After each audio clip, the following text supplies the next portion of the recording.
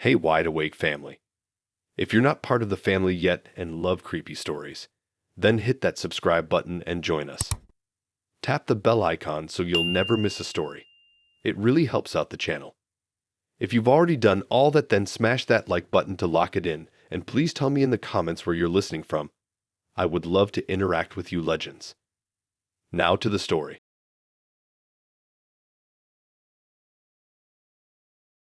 You know that weird feeling when something's going way too well and your brain just doesn't trust it? Like when you're watching a horror movie and the music gets soft for a second. You know something's about to jump out. That's kind of how it felt with Jay. Only, instead of ghosts or monsters, it was a whole ass fiancé and tagged photos and a furious DM at 2 in the morning. I met Jay at this tiny juice bar my friend forced me to go to after a workout class I absolutely didn't want to do. He was wearing this faded gray hoodie with paint smudges on the sleeve and looked like the kind of guy who wouldn't care if your hair was messy or if your shoes were two different brands. He asked if he could cut in line because he was running late. I let him, and then he bought me my drink as a thank you. Simple, unexpected, kind of charming. We ended up talking outside for like 40 minutes about nothing and everything. His job, he said freelance graphic designer. His dog, a rescue named B. His love for stupid reality TV. He asked for my number right before he left, and I walked away feeling like maybe I should thank my friend for dragging me there in the first place. The first date was like one of those ones you see in indie movies. Not flashy, not super planned. We just met up at this used bookstore that had a coffee shop attached and ended up browsing for hours. I got this weird old horror novel with a half-torn cover, and he got some photography book with pages falling out. We drank bitter coffee, shared a muffin that was way too dry, and laughed about how the barista spelled his name Chai. He walked me home, didn't try anything, just hugged me and said he wanted to see me again soon. The second date was even better. He invited me over to help him cook dinner. Said he was trying this vegan lasagna recipe that probably wouldn't work but would be fun to mess out together. His apartment was messy in a way that felt lived in, not gross. Like there were socks on the floor, but also plants on the windowsill and a painting half finished on the kitchen table. We ended up talking for like 5 hours. He told me about this awful roommate he once had who microwaved raw chicken.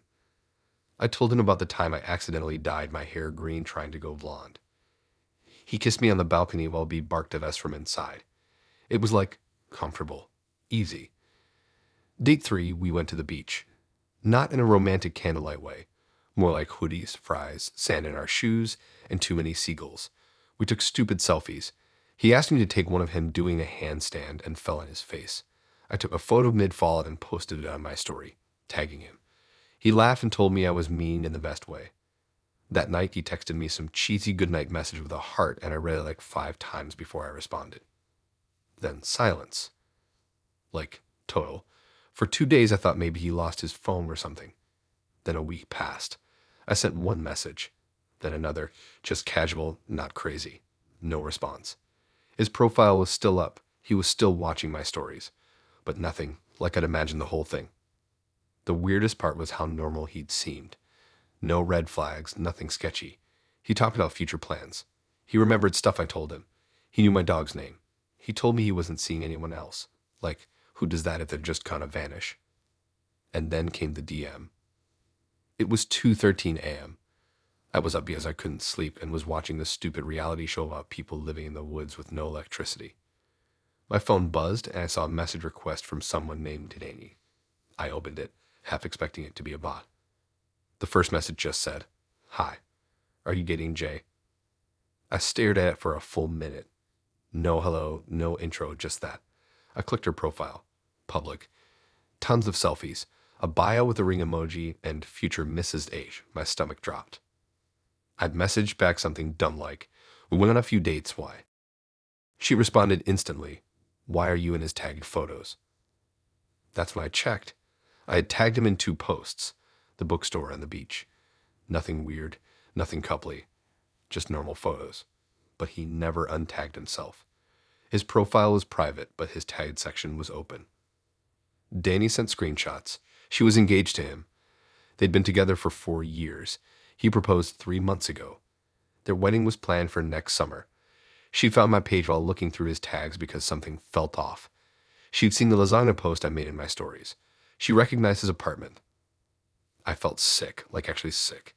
I apologized to her. Not that I owed her something, but just because I didn't want to be that person. She wasn't mean. She was quiet, almost too calm. She said she wasn't surprised. And it wasn't the first time. That she was mostly just tired. Then she said something that stuck. He's charming when he wants to be. That's the whole thing. I didn't respond after that. I blocked him, deleted the photos, archived the messages. But it stuck with me for a while, not even in a sad way, just confusing. Like how someone can lie that smoothly and not even blink. It made me look back at everything differently. The dog stories, the lasagna, the fake handstand fall. Was it all just pre-planned? A script? Or was he just moored in his relationship and using other people as distractions? Either way, I never heard from him again. Not a text, not a call, nothing. Which honestly, I'm grateful for. I didn't want some apology that meant nothing. I didn't want him to explain himself. I just wanted to delete the whole thing from my brain and go back to when he was just a guy who cut in line at a juice bar. Now, every time I see a guy wearing a hoodie with paint on it, I instantly look away.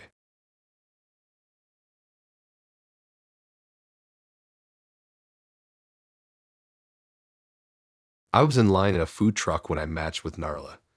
No lie. I was bored, hungry, and a little hungover, scrolling at my phone while waiting for this overpriced grilled cheese that everyone in town kept hyping up.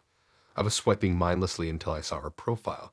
Her bio said something like good at pool, bad at texting, always down for pancakes. And she had this photo of her holding a turtle with the biggest smile I've ever seen. I remember laughing out loud and thinking, yeah, why not? We matched 5 minutes later. The first date was pretty chill. We met at a retro bowling alley that looked like it hadn't been updated since 1996. The kind of place that still had that sticky carpet smell and nachos that looked like they'd been under a heat lamp for 5 hours. Narla was wearing an oversized sweater and some sneakers that looked older than me, but she somehow made it look cool. We ordered sodas and split a tray of chili fries, and even though she was absolutely terrible at bowling, she made fun of herself so much that it was hilarious instead of awkward. The conversation just flowed. She was easy to talk to, quick with sarcastic jokes, full of random facts, like apparently goats can faint when scared, and just had this chaotic energy that made the night feel fast and fun. I walked her to her car after, and she gave me this super tight hug like we'd been friends forever. We didn't kiss or anything, but I was cool with that. It didn't feel like a letdown, more like the night just wasn't over yet. We texted every day after that. Nothing serious, just little stuff. She'd send me videos of weird dogs wearing sunglasses or memes about horoscopes, and I'd send back pics of my terrible cooking or dumb things my roommate did. I told her I wanted to see her again, and she said, "Soon, I just got some stuff to handle first." I didn't really question it. The second date happened about a week later. We went out for a walk in this big park near my apartment. It was fall, so the trees were doing that dramatic orange and red thing, and the wind kept blowing leaves in our faces every 5 minutes. We got coffees from a stand and walked along the path while she told me this wild story about her old roommate who used to sleepwalk into her closet and snore while standing up. I laughed so hard I nearly dropped my drink. She seemed kind of off, though. I noticed it after like 20 minutes. Her jokes were slower. Her eyes looked tired, even under all that eyeliner. I asked if she was okay, and she just brushed it off. Said it'd been a long week. I didn't push.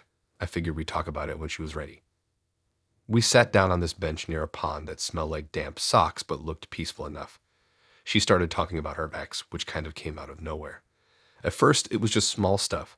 How he hated ducks, how he never used turn signals, how he wore cargo shorts year-round. I laughed along because it sounded like she was venting. I mean, we'd all trash our exes sometimes, right? But then she got quiet, really quiet. She looked down at the coffee in her hands and said, "I thought I'd be over it by now." I didn't really know what to say, so I just kind of nodded. Then, without warning, she started crying. Not like a tear or two. I'm talking full-on, shaking shoulders, trying to breathe between sobs, kind of crying. I sat there, stunned, while people walked past us pretending not to stare. I handed her a crumpled napkin I had in my jacket pocket and asked if she wanted to go somewhere else, but she just shook her head. She said she was sorry that she didn't mean for this to happen, that she'd been doing better lately, but today just hit her different. I told her it was okay, that she didn't have to apologize, and that we could just sit for a bit if she wanted. Then it got weird. She wiped her face, looked at me, and said, Can you do something for me? I nodded, still thinking maybe she wanted to leave or needed a ride or something. She said, can you pretend to be him? Just for like 5 minutes. I just need to say something like he's here. I thought she was joking at first, like playing around, but she was dead serious. I just stared at her, not knowing what to do. She looked so desperate, not in a manipulative way, just broken. Like she was holding something inside for way too long and didn't know where else to put it. Against my better judgment, I said okay. She turned her body toward me, looked me straight in the face like she was seeing someone else, and started talking. She called me by his name, Jamie, and began telling me how angry she was. How much she hated him for leading her on, for making promises he never kept, for calling her crazy when she found texts from another girl. Then she started crying again and said she missed him anyway. That she hated that she still loved him. That she hated herself for not being able to let it go. It was one of the most uncomfortable things I've ever been part of. I didn't say anything. I didn't know if I was supposed to. I just sat there while she unloaded every thought she had clearly been holding for months. And when she was done, she thanked me, stood up, and said she needed to go home. I walked her back to her car in silence. She texted me the next morning and said thanks for not judging her. Then she said she didn't think she was ready to date anyone yet and needed to figure some stuff out on her own. I told her I understood and wished her the best, even though I felt like I'd just been some emotional punching bag for her closure ritual. I haven't heard from her since. I sometimes wonder if she's okay now, if she ever got over Jamie, if she found someone who didn't remind her of someone else. I hope so. She wasn't a bad person, just hurt. Way more than I realized. Anyway, that was the last time I agreed to go for a walk in the park on a date.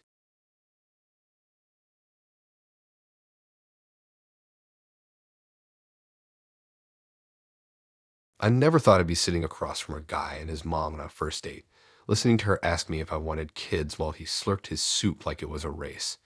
But somehow that's exactly where I ended up with Mickey. In this weirdly fancy restaurant that had a dress code and 12 spoons on the table, pretending that the whole thing was normal while wondering if I could fake a stomach ache and dip out the back. So, rewind a bit. I matched with Mickey on a dating app that was supposed to be more serious. You know the type. Bios are like mini essays, and everyone's profile has a bunch of travel pics and weirdly deep quotes.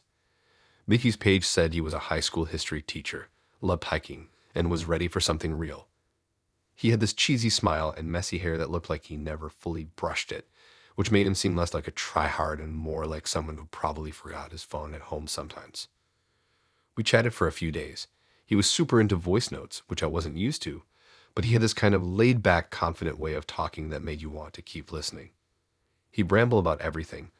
The way his students pronounce Revolutionary War like it was one word, his mom's obsession with growing herbs indoors, how he used to be in a dodgeball league.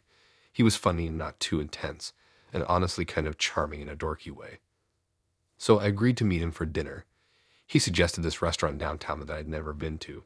Some place with low lighting and cloth napkins and servers who looked like they'd judge you if you ordered a soda. He told me to dress nice but not scary nice, which made me laugh. So I threw on a black dress and boots and figured it'd be a fun night out. I showed up 5 minutes early. I like being early to stuff, mostly because I hate that weird feeling when someone's already at the table and you have to scan the room awkwardly looking for them. Anyway, I walked in and told the host I was meeting someone, and before I could even say Mickey's name, the guy pointed me toward the back with his tight smile. Red flagged in hindsight. I turned the corner and there he was, Mickey, standing up from his chair in a button-up shirt that didn't quite match his pants, waiting at me like we were at a family reunion. Next to him was a woman, older, smiling politely, wearing pearls. I thought maybe it was a coworker or a relative he ran into or something. Nope. He gave me a quick hug and said, "This is my mom, Cheryl. She couldn't wait to meet you." That was the moment I knew I'd made a mistake. I sat down slowly, trying to process what was happening. Cheryl reached across the table to shake my hand and said, "He talks about you constantly." I knew I had to see what all the fuss was about. I laughed nervously because I didn't know what else to do. Then Mickey hit me with, "Mom, doesn't she look exactly how I pictured she would?" Mind you, this was our first date. Not second, not third. First. Cheryl started asking questions like it was a job interview. What do I do for work? Do I live alone? How close am I with my parents? Do I like dogs? Kids? Am I religious? She asked if I've ever been engaged, and I saw myself married in the next 5 years. I sipped my water so aggressively I almost choked. Meanwhile, Miggy was just sitting there grinning, throwing in random comments like, I told you she had that glow, and she's even cuter in person, right? I wanted the booth to swallow me whole. We got through appetizers, and Cheryl finally excused herself to the bathroom. I thought, thank God, maybe now I can ask him what the hell is going on. But before I could say anything, he leaned in and said, You're doing amazing, by the way. She already loves you. I blinked. I asked, Did you bring your mom on purpose? He said yeah. Said he always includes her early because she can sense things in people. That she's never been wrong about a relationship. That if I passed the vibe test, we were good to go. I was speechless. I started to say that maybe we'd moved a little fast. After all, we'd only been talking for a week. And then he cut me off. He said, Look, full transparency, I'm still talking to a few other girls too. But I have to be strategic, you know. Can't put all my eggs in one basket. You're definitely top tier right now, though. Top tier. I stared at him like he'd just told me he was an alien. He kept going. Said he had a system. Called the other girls his Plan Bs. Said it wasn't personal, just how dating works in the modern world. He had spreadsheets. Literal spreadsheets. Color-coded. Said I was in the green section. Potential main contender. I laughed, like I couldn't help it. Not because it was funny, but because it was so unbelievably weird. He looked confused, like he couldn't figure out why I wasn't flattered. Cheryl came back and asked if we wanted dessert. I told them I had to leave. That something had come up. Mickey looked genuinely confused and tried to convince me to stay. Said we could go for a walk after and talk more about our future. Cheryl asked if I needed help covering my part of the bill. I said no, stood up, and walked out. He texted me the next morning. Said he was sorry if the vibe was too intense, and that he understood not everyone appreciated efficiency. He followed up with a spreadsheet screenshot, I'm not even kidding, showing my name with a smiley face next to it, and a green bar labeled High Potential. I blocked him. Honestly, I still think about Cheryl sometimes. I wonder if she genuinely thought that was normal. Or if she just loved her son so much she was willing to go along with his weird dating PowerPoint presentations. Either way, I've never touched that app again.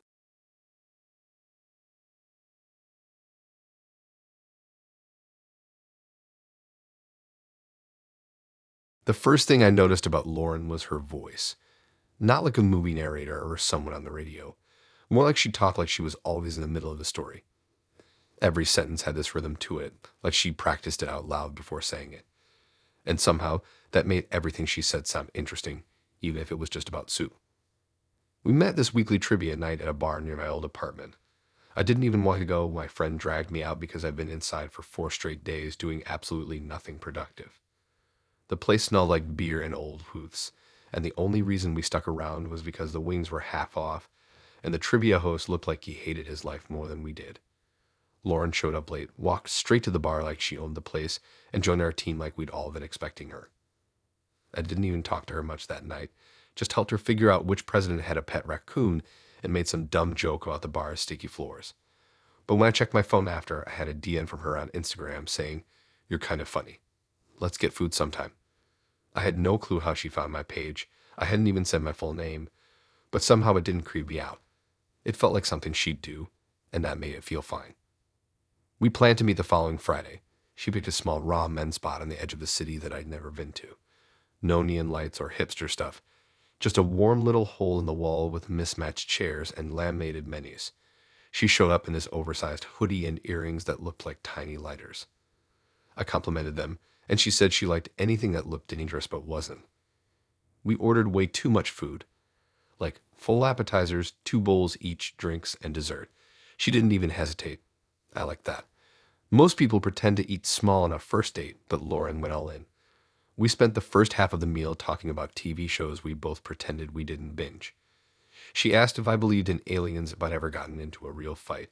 If I thought I could survive in the wild for a week, I said probably not unless there were vending machines in the forest. It was going well. Better than I expected. She made things feel casual and fun, but also kind of intense at the same time. I liked how direct she was. No small talk, just real stuff, but in a way that didn't feel heavy. until it did. Right around when dessert came out, this weird green tea ice cream with these crunchy rice things on top. She leaned back in her chair, stared at me for a second, and said, "Okay, I've got to be honest about something." I kind of laughed, thinking she was gonna say something dumb like she hated dogs or never learned how to swim. Instead, she casually dropped, "So I've been seeing someone." Well, not seeing, he's in prison, but we've been together for like a while. I thought she was joking. Legit. I just stared at her with my spoon halfway to my mouth, waiting for the punchline. She didn't laugh. She kept going like it was no big deal. Said his name was Ronnie, that they met through a mutual friend when he was already inside. She said it like you'd say you met someone at a wedding or on a plane. Apparently, they'd been writing to each other for almost 2 years, calls every week. Some visits when she could make it. She said they had a real connection, like on a soul level, her words, not mine. But then she added, "Thing is, he's up for parole in 6 months, and I just don't know if he's getting out. So I'm kind of auditioning people in case he doesn't." She said auditioning like it was nothing. Like we were talking about casting someone in a play and not, dating. I asked her why she was even dating if she was already emotionally tied to someone else. She said she wasn't closed off to possibilities and that life was short. She literally said, "I don't like putting all my hope into one plan. I need backups." Then she winked. I didn't know how to react. Part of me was freaked out, but another part was honestly curious. Like, how did someone end up in this situation and not even flinch while explaining it? She didn't seem apologetic. She wasn't trying to trick me. She just laid it all out. Told me that she didn't think I'd be cool with it, and that was fine. She had a few other dates already where the guy dipped the second she mentioned Ronnie, but she figured honesty was better than pretending. I didn't even know what to say, so I just asked what Ronnie was in for. She said she wasn't supposed to tell people, but then told me anyway. It wasn't anything violent, which made me feel, I don't know, slightly less uncomfortable. It was something with money, fraud maybe, and some other stuff she said he didn't really do but got pinned for. The rest of the night felt weird, not bad, just strange. She still made me laugh, still talked like every sentence was part of a bigger story. But now there was this huge invisible thing sitting at the table with us. Ronnie. She paid for her half of the meal without hesitation and gave me a quick hug outside. No kiss, no second date talk. Just said, "Well, if he gets out, this might be the last time we see each other. But if not, I'll let you know." Then she walked off like she just finished running errands. I read her message a few days later, just a casual hey, but I never answered. Not because I was mad or grossed out, just because I didn't want to be someone's backup plan. And I didn't want to compete with a guy in prison for someone's heart. That's not a race I'm trying to run. I've seen her pop up on Instagram here and there, still posting like nothing ever happened. Still wearing those weird earrings. Sometimes I wonder if Ronnie ever got out, or if someone else took the role she was casting for. Either way, I hope she figured it out.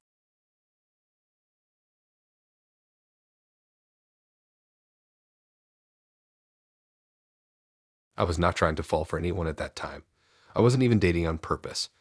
I had deleted all my apps like 3 weeks earlier after going out with a guy who brought a Bluetooth speaker to dinner and played his own mixtape the whole time. I told myself I'd take a break, get my life together, maybe learn how to cook something besides microwave pasta. But then Chan showed up in this group chat I was randomly added to by a mutual friend. Some big plan to organize a rooftop game night that ended up never happening, and we started talking from there. He wasn't even my type at first. His profile picture was blurry, and the only thing I could make out was his nose ring and some kind of leopard print jacket. But his texts? Different. He was funny without trying too hard. He used correct punctuation, which sounds dumb, but it matters, and he said things like, "I don't know why everyone hates candy corn. I think it's misunderstood." I like that. It felt like we were already in a conversation without having to do the awkward intro stuff. We started messaging back and forth a lot, like nonstop, morning to night. We never ran out of things to say. He'd send pictures of weird stuff he saw on the street, playlists he made for driving at night, blurry photos of his cat doing backflips off furniture. We weren't flirting heavy, but there was definitely something there. It felt light but real, like one of those rare times you meet someone and everything clicks without trying. After about a week of this, we met for coffee. I don't know why we picked that cafe. It was loud and smelled like burnt toast, and the only seats left were those weird high stools that make you feel like you're floating above your own body. But the second he walked in, I didn't care. He had this chill energy about him, like he didn't need to impress anyone. He wore this baggy hoodie that said, "Don't talk to me, I'm listening to birds," and a ring on every finger. We talked for 2 hours straight about literally nothing and everything. I walked home smiling like a doofus. Second date, we went to a thrift shop just to see who could find the weirdest item under $10. I ended up with this creepy ceramic clown head, and he found a framed photo of a random guy that just said Uncle Ed 1993 on the back, who walked around holding our finds like trophies and then got tacos from this truck parked behind a gas station. He asked if I ever shoplifted. I haven't, and told me about the time he accidentally joined a pyramid scheme in college. That night, he texted me, "I had fun, even though Uncle Ed is definitely cursed now." So by the time the third date rolled around, I was fully into it. Not overthinking, not suspicious, just feeling good. He picked this bar with arcade games and neon lights, and we spent the first hour trash talking each other over air hockey and trying to win enough tickets for matching plastic rings. It was honestly perfect. Then he ruined it. We were sitting at the bar, sharing this disgusting drink he ordered on purpose just to see if it lived up to the name Swamp Water. And out of nowhere, he got serious.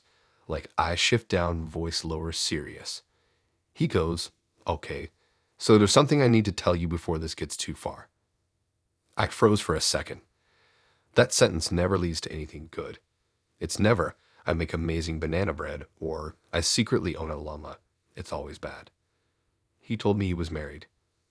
I laughed. Like, I literally laughed because I thought he was joking.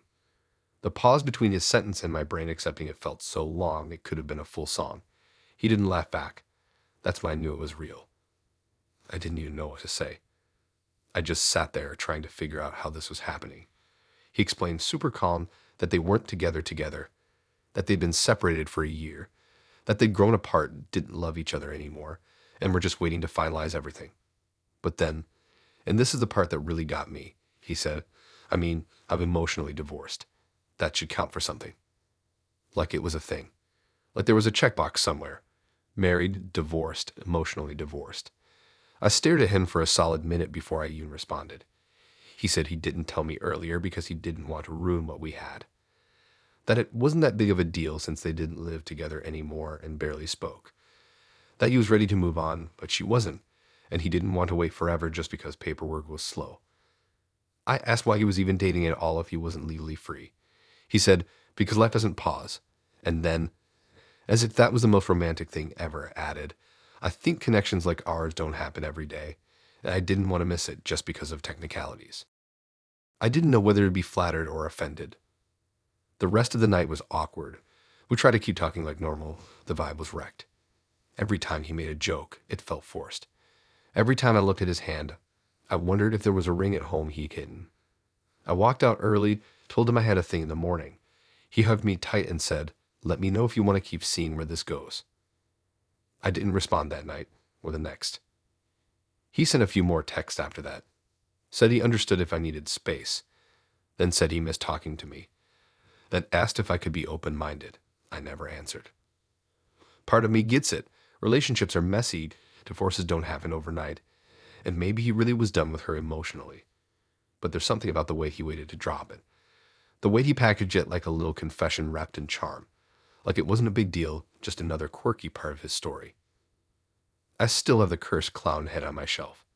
Sometimes I look at it and think about that night, how fast people can shift from maybe to absolutely not. Anyway.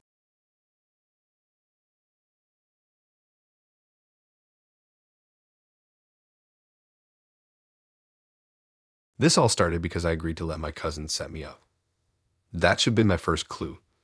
He has zero track record of being right about anything, let alone people. He once convinced his whole high school friend group to invest in reselling mini blenders, and all he got out of it was $300 in debt and a garage full of broken plastic. So when he said, "Bro, you're gonna love her. She's got main character energy," I should have politely declined and gone back to reorganizing my freezer like I planned. But I've been in a dating dry spell, and he caught me at a weak moment. I said, sure, why not? That's how I met Bree. She messaged me first, which threw me off. Her opener was just a gif of a raccoon dancing. And somehow that led into us talking about weird childhood snacks we both thought were discontinued. She had this way of texting that felt chaotic but fun, like everything she said might end with a punchline. And even though I didn't know much about her, just what my cousin told me, which wasn't much, she came across cool enough to meet up. First date was a brunch spot she picked downtown. I showed up early, she showed up 20 minutes late, and the first thing she said was, "Sorry, had to fix my eyeliner, it was giving San Raccoon." Then she ordered a ridiculous amount of food and made the waiter high-five her for picking the best table in the joint. The energy was intense, but I figured maybe she was just that type of person. Loud, confident, always trying to turn life into a highlight reel. We talked about random stuff. She said she worked in content, which I assumed meant social media, but she didn't go into detail. I told her about my job fixing software for this app no one uses, and she pretended to be impressed even though I could tell she had no idea what I was talking about. I liked her vibe though. It wasn't a typical first date. She wasn't trying to be overly polished. She talked with her hands a lot and laughed at her own stories before she even finished telling them. After brunch, she suggested we walk through the park nearby and get ugly ice cream, which I guess meant the flavors no one picks. She got rum raisin, I got black licorice, just to match the chaos. She took a selfie of us without asking, said she needed to remember her weirdest date so far. I thought she was joking. I figured we'd maybe text a few more times and see where it went. But then 2 days later, she messaged me something like, "Want to escape the city this weekend? I've got a cabin hookup and zero chill." I was about to say no, honestly. It felt a little too fast. But I had a rough week, I had no real plans, and something about the way she said it made me curious. So I agreed. She picked me up Friday afternoon in this little beat-up hatchback covered in stickers. There was glitter on the dashboard and a plush duck hanging from the mirror. The playlist was a mix of throwback emo songs and sped-up K-pop. She tossed me a bag of snacks and told me not to open the one labeled Vibes Only. I didn't ask. The cabin was 3 hours out, could have deep in the woods, but not horror movie deep. Her friend's parents owned it or something. It had 2 bedrooms, 1 bathroom, a tiny kitchen, and the weirdest smell I couldn't place. She said it was just the wood being dramatic. The first night was fun. We made pasta that barely cooked all the way through, drank cheap wine out of coffee mugs, and played a game where we had to guess which weird headline was real. She stayed up way too late watching conspiracy videos on her phone while I passed out on the couch halfway through a documentary about ancient roads or something. The next day, things started to feel off. She was on her phone more than usual, not just scrolling, like full-blown recording stuff. At first, I thought she was just snapping pics or making TikToks, but then I noticed she was filming me too. Subtle at first, asking me to say that again or laugh like I just did a second ago. She even told me to walk slower while she recorded me carrying firewood. I asked her if she was doing a vlog, and she smiled and said, "You'll see." That night, I finally got it. We were sitting by the fire pit outside, roasting marshmallows that kept catching on fire, and I brought up the first date again. I told her it was one of the most chaotic meals I'd ever had in a good way. That's when she let it slip. She was laughing and sipping whatever weird drink she made with Sprite and lemon peels. And then she goes, "Honestly, I didn't think you'd react so well to being filmed. Some guys get so weird about it." I paused. I asked what she meant. She told me our first date, the brunch and the walk and the ice cream, had been filmed, like fully recorded, not just little clips. She had hidden her phone in her bag with a mic on. She called it her first date social experiment and said she'd been doing it for months, trying to capture authentic male behavior in dating situations. She'd uploaded them to her YouTube channel. She said mine had done pretty decent numbers. I didn't even know what to say. She pulled out her phone and showed me the video. There I was, eating eggs, laughing about my coworker's weird chair, and walking through the park holding that dumb licorice cone. But it was edited, chopped up. The captions made it seem like I was clueless, even creepy at times. She added sound effects and music and freeze frames that made me look like a joke. She said, "Don't take it personally, I had to make it entertaining." I sat there, watching myself get roasted by strangers in the comments, people calling me Captain Awkward and Glizzy Tech Bro, whatever that means. I asked her why she didn't ask for permission. She shrugged and said, "It's just content. Nobody's mad once they blow up." I wasn't mad. Not like yelling mad, just weirded out. Like I'd stumbled into a weird corner of the internet and found myself stuck there. I left the next morning.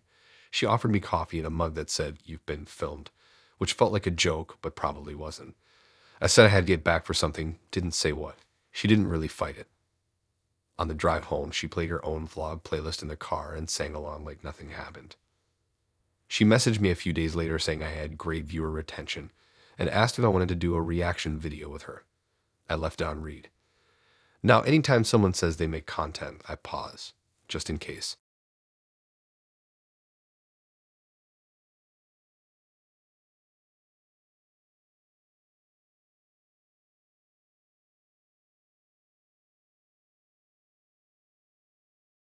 I met Josh at the laundromat. Not some fancy coffee shop meet cute or a dating app full of shirtless car selfies. Just two tired people waiting for our stuff to dry at 11 p.m. on a Tuesday while a broken vending machine made scary clicking noises in the corner. He offered me a dryer sheet when mine flew under a bench. I laughed because it had a smiley face drawn on it in marker.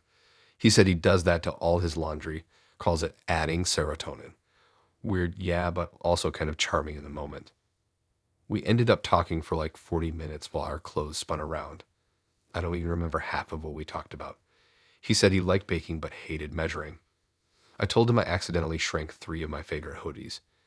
He asked what I thought about space colonization, and I said I still couldn't figure out my taxes. It felt like one of those random, unexpected conversations that sticks to your brain for no reason. I wasn't looking for anything serious. I wasn't even looking at all. But he asked if I wanted to grab a bite sometime, and I figured why not. He seemed interesting, a little offbeat, but in a not boring way. So we started hanging out. Our first few dates were low effort but good.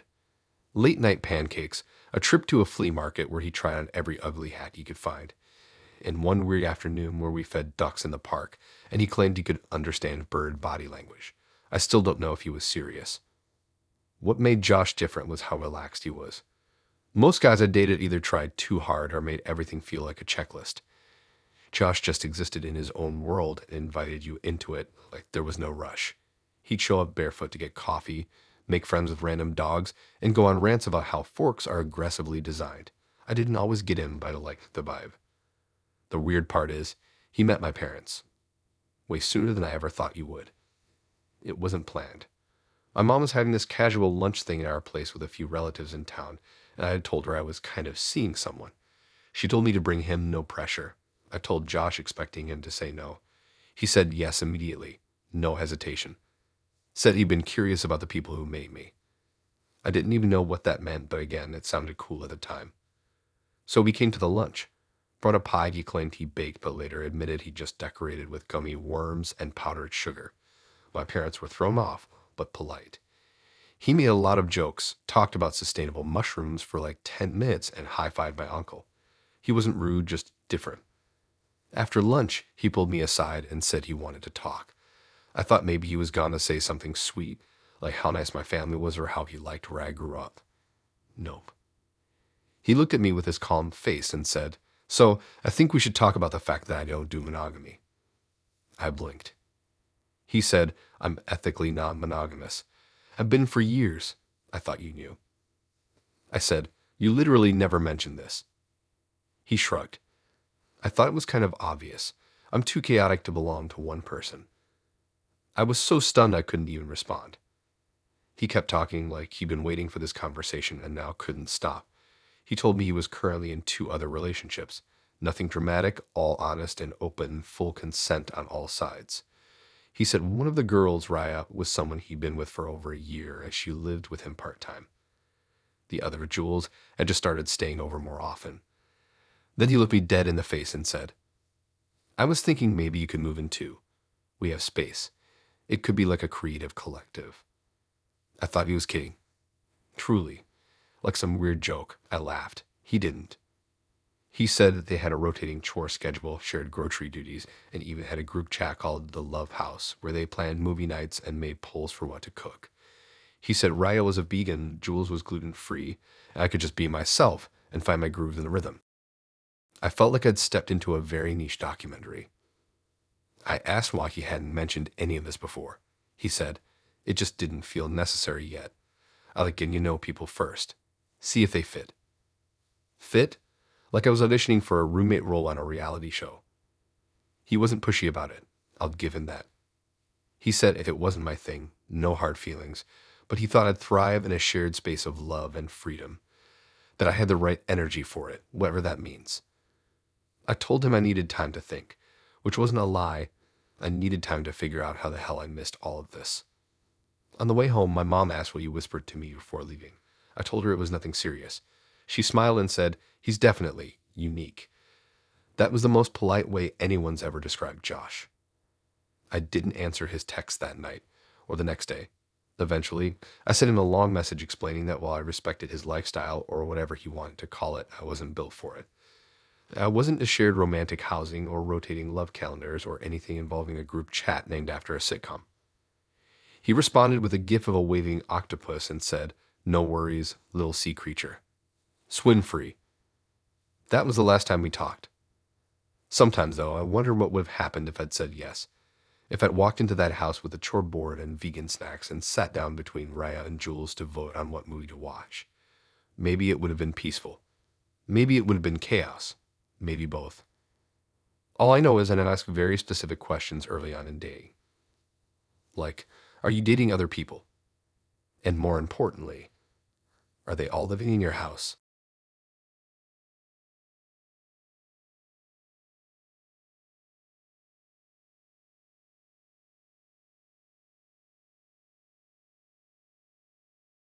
I met Nicole because of a parking ticket. Not mine, hers. She was arguing with a meter guy in front of my apartment while I was walking my dog. She was full on waving her arms, dropping sarcastic comments, and somehow still smiling like she was enjoying the whole mess. She wasn't even that mad, more like entertained. I stood there for a second watching the chaos and then offered her one of those leftover dispute cards I had from when my roommate got hit with like 4 tickets in a week. She looked at it, looked at me, and said, "You just saved my afternoon. Want to get a drink later?" It was weird, yeah, but I kind of liked it. Nicole had that thing where she could make you feel like you were part of an inside joke she hadn't fully explained yet. I didn't get the vibe that she was trying too hard or playing games. She just had a very specific kind of confidence, like she knew exactly how she came off and didn't care if you liked it. We met up later that week at this lounge she picked near the art district. The kind of place that served drinks with flowers in them and had couches that looked way too fancy to sit on. I walked in wearing a hoodie and felt immediately underdressed. She, on the other hand, looked like she'd just come from a photo shoot. Long black coat, high boots, red lipstick, and earrings that looked like they could double as weapons. She grinned when she saw me and said, "You clean up like a college dropout with a trust fund." I like it. I still have no clue what that means. The first couple hours were normal. She ordered something I couldn't pronounce, and I got a beer because I panicked. We talked about stuff like dream vacations, bad tattoos, and the worst jobs we'd ever had. She told me she once worked at a novelty candle shop that got robbed by someone dressed as Santa. I told her I used to deliver sandwiches and got banned from a law office for sneezing near the receptionist. When I asked what she did, she said, "I'm kind of in the middle of a career pivot." She said she'd been doing freelance research work and legal prep stuff, but wanted to move towards something more stable. It was vague, but I didn't press. It's not like I lead with the fact that I hated my job fixing printers for an office full of people who don't know how to double click. Anyway, I was having a good time. She was weird in a fun way. Confident. She ordered dessert without asking if I wanted any, then told me she wasn't planning to share. I ended up stealing 3 bites, and she pretended to be mad for exactly 12 seconds. Then the night took a turn. We were halfway through another round of drinks. Hers had some kind of glitter in it. No idea why. And she suddenly leaned in like she was about to tell me something spicy. I thought it was gonna be something flirty or funny, something to keep the energy going. Instead, she goes, "Okay, I probably shouldn't say this, but you seem cool, and honestly, I need to tell someone who won't freak out." I said, "Sure," thinking it was gonna be a weird family story or something about her ex texting her or whatever. Nope. She said, "So I've been mostly dating guys in your field because I'm building a case." I was confused. I asked, "What field?" And she casually said, "IT. You work in tech, right?" I nodded slowly, still trying to figure out where this was going. Then she dropped it. Her ex, apparently a total nightmare, had worked in IT security at some firm I'd actually heard of. According to her, he was shady, manipulative, possibly even doing illegal stuff with client data. She said they broke up over a year ago, but she'd been trying to gather information to build a bigger case around him. She had already talked to lawyers, done her own research, and was connecting dots. Then she said, and I quote, "Dating guys in similar positions gives me insight into how it all works. I ask a few questions, build my notes, see if any patterns show up." I didn't say anything. I just sat there staring at her across the table while she took a sip of her glitter drink and looked like she'd just told me she collects stamps or something equally boring. I asked, "Wait, are you dating people just to get info for your case?" She shrugged. "Not just. I mean, if someone's cool, I stick around. If not, it's mutual. I don't fake feelings or anything, but yeah, I have a spreadsheet." She said it like it was no big deal. She even pulled out her phone to show me. And sure enough, she had this Google sheet titled Cross-Reference Profiles, and there were tabs, with names. Mine wasn't in it, at least not yet. But I saw categories like security protocols, cloud access, internal systems, and attitude toward whistleblowers. I thought it was a joke at first, but she wasn't even slightly joking. I asked if she ever told any of the guys what she was doing. She said no. She didn't want to taint the data. I wanted to be mad, but part of me was just fascinated. She had turned dating into a full-on investigation. Not catfishing, exactly, but definitely not dating in any normal sense. She said she never crossed boundaries, never lied about who she was, never asked for passwords or anything illegal. Just general questions, conversations, vibes. Still, the fact that she'd gone on literal dates with people as part of an info-gathering mission. Insane. I told her I wasn't comfortable being part of that, and she nodded like she'd expected it. She said, "I get it. Most guys flinch when they find out, but I only go after people who can handle the truth." I told her I wasn't trying to be a piece in someone's court case, even if her intentions were good. She smiled, thanked me for being honest, and asked if I wanted to finish my drink or bounce. I left. She messaged me a week later and said, "No hard feelings, you're actually cool." Then added, "If you ever want to talk about whistleblower laws over coffee, you know where to find me." I never answered. Every now and then I wonder how far she got with it. If she ever won that case or if the whole thing fell apart. If she's still dating guys with clip-on badges and conference lanyards just to fill out her spreadsheet. Part of me hopes she dropped the whole thing. Part of me kind of admires the commitment. Either way, I triple check now when someone says they're between careers.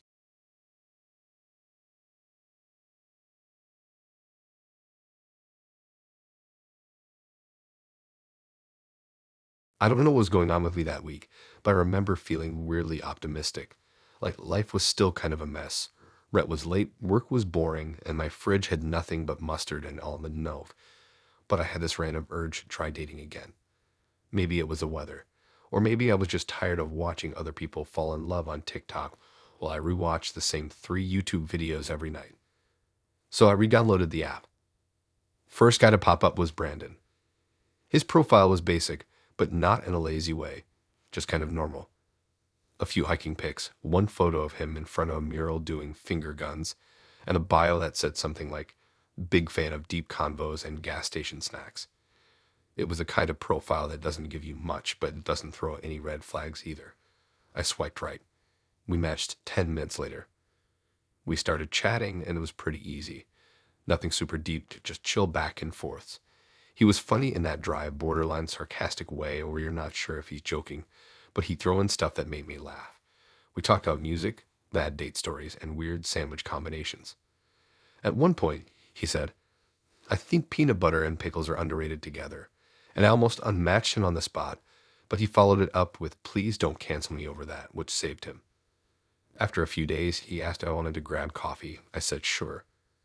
I wasn't expecting anything major, just figured it'd be a quick meetup to see if the vibes were real in person. We met at this indie coffee shop that looked like someone's grandma tried to start a bookstore and gave up halfway through. Mismatched chairs, dusty plants, shelves full of books no one had touched in decades. It smelled like cinnamon and wood, and the playlist was all lo-fi beats and old acoustic songs. Brandon walked in wearing a giant hoodie, faded jeans, and sneakers that looked like they'd survived 3 apocalypses. He gave me a lazy wave and said, "Hey, you're real. That's a win already." We got drinks. I went with an iced chai. He got something black and aggressively bitter. and found a table near the window. The first 20 minutes were solid. We talked about how awful traffic had been that week, how neither of us knew how to fold fitted sheets, and how he once accidentally shaved off one eyebrow in high school. I was starting to relax. But then the vibe shifted. He leaned back, took a sip of his coffee, and said, "All right, I gotta be real with you about something." I braced myself. I assumed it was gonna be something harmless, like he still lived with his ex's cat or had a weird collection of toe socks. I was not prepared for what came next. He looked me dead in the face and said, "I mostly use dating apps as free therapy." I blinked, thought maybe I misheard. He kept going. Like, I'm not really looking for a relationship. I don't even believe in them, to be honest. But I found that going on dates and talking to new people really helps me process stuff, especially emotional stuff. It's like cheaper than a therapist, you know. He said it so casually, like it was a normal hobby, like going on dates and emotionally dumping on strangers was some kind of self-care routine. I didn't even know what to say at first. He wasn't being aggressive or creepy or anything like that. He was calm, chill, honest in his own weird way. But still, it caught me off guard. I asked, "So, you're not actually trying to date anyone?" He shrugged. "Not really. I mean, if something happens, cool. But I'm not out here chasing soulmates or whatever. I just like the attention. It helps. People listen better when they think there might be a second date." That sentence stuck with me. I asked if he thought that was kind of unfair to the people he meets. He nodded like he expected the question and said, "Probably. But I don't lie. I just hold off on saying that part until it feels right." It didn't feel right at all. He said he'd been doing it for about a year, just casual dates here and there, mostly coffee or drinks, sometimes walks. Said he'd met some cool people, but nothing stuck, mostly because he never followed up. His exact words were, "Once I get what I need out of the conversation, I'm good." I asked, "What exactly are you getting out of it?" He said, "Reflection, validation, temporary connection, sometimes advice. It's like, you know how strangers are easier to talk to than friends sometimes, because they don't know your history." I nodded slowly, still not sure what to make of the whole thing. He added, "I mean, you seem cool. You're easy to talk to. This already feels helpful." Like I was a walking journal entry. I finished my drink and told him I had somewhere to be. He didn't seem surprised. He thanked me for the chat, said I was surprisingly grounded, and told me I gave off therapist energy in a good way, whatever that means. I walked out feeling weirdly tired, not angry, not sad, just kind of drained, like I'd been part of something I didn't sign up for. I didn't even know I was allowed to be mad. He was honest, eventually, but it still felt gross. He messaged me later that night, just a simple, "Thanks for the clarity." That convo actually helped a lot. No mention of a second date, no pretending. I didn't respond. Since then, I've learned to ask a few more questions up front. And I've also learned that people will absolutely use you as a mirror if you let them. Sometimes they don't want to know you. They just want to hear themselves talk while you nod. Brandon probably meant well, in his own way. But I wasn't about to become someone's emotional notepad just because they didn't want to pay for therapy. I hope he figures it out eventually.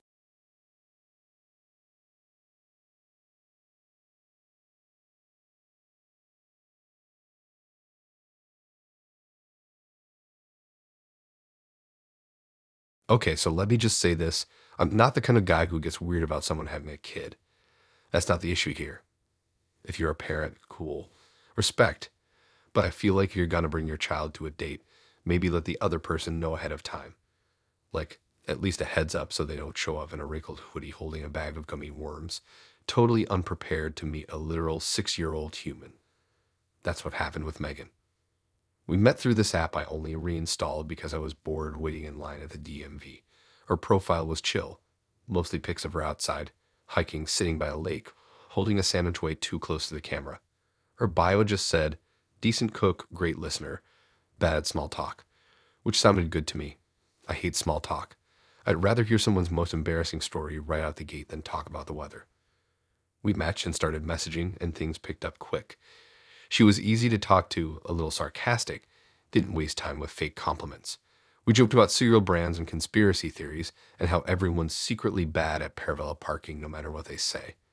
She mentioned she had a kid, super casually, not in a dramatic way. Just said, My son and I have been binging old cartoons lately during a convo about favorite shows.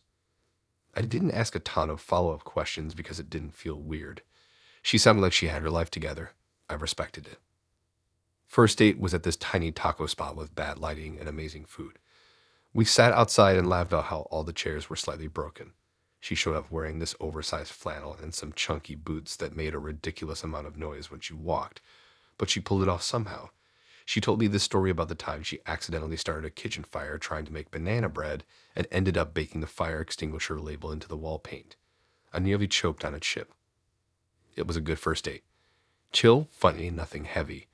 She didn't bring up her kid much except when she said she had to leave by 9 so she could get him to bed. I like that.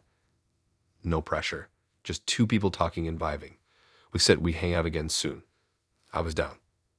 So when she texted the next day, asking if I wanted to get lunch that weekend, I said sure. She picked the place.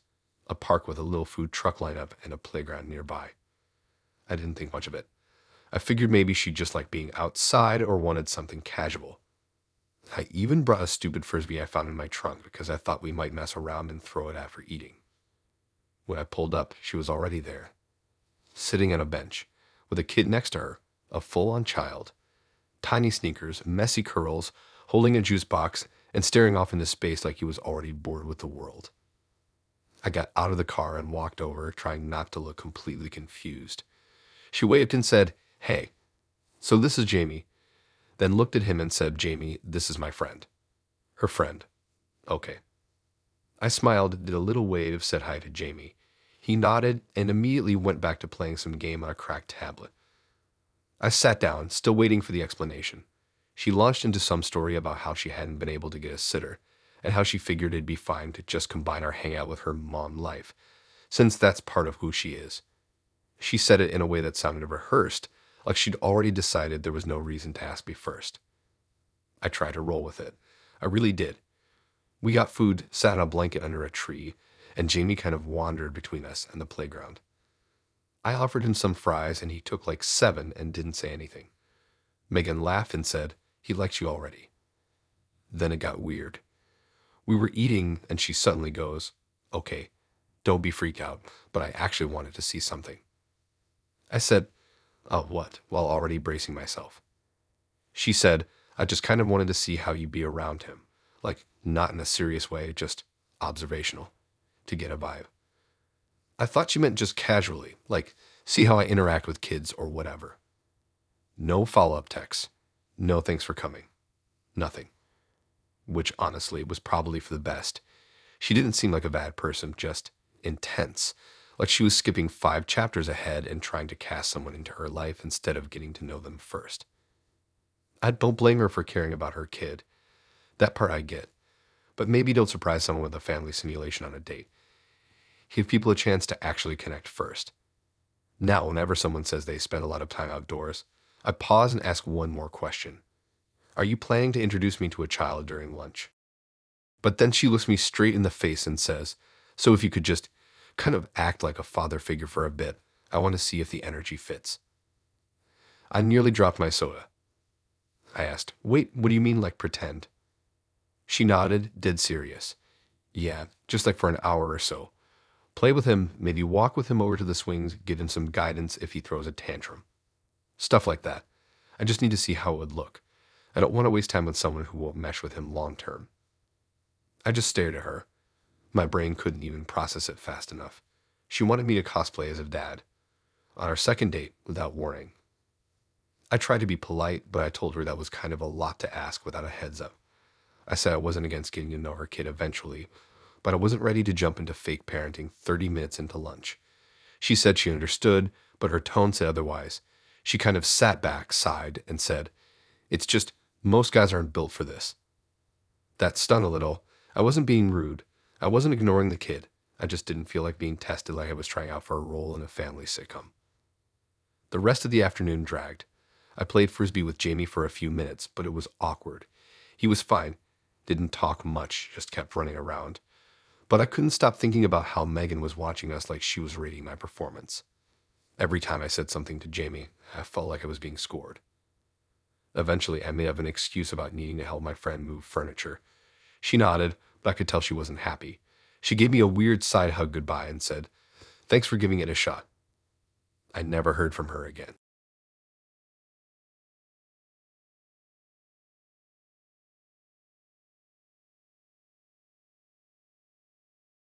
So I met Ethan at this networking event I wasn't even supposed to be at.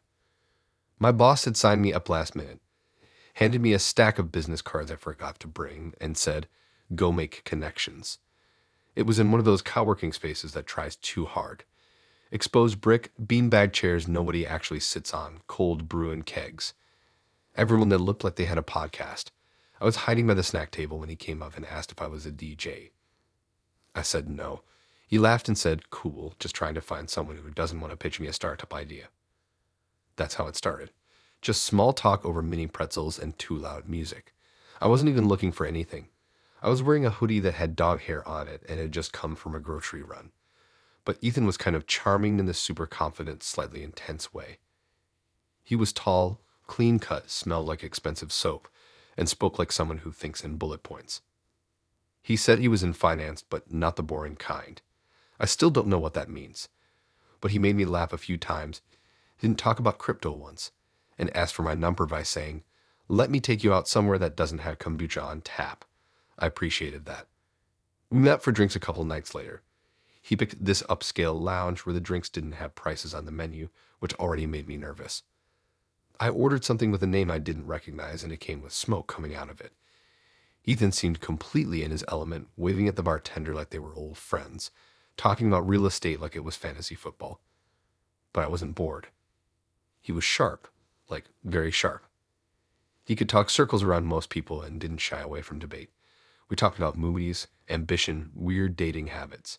He told me about how he schedules his weeks down to the minute, color-coded calendar and all.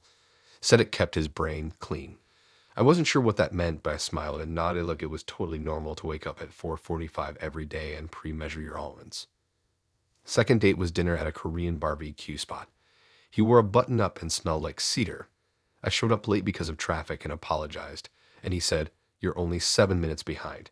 I buffered 10 for unpredictability. I laughed but also made a mental note. That night, he was a little different.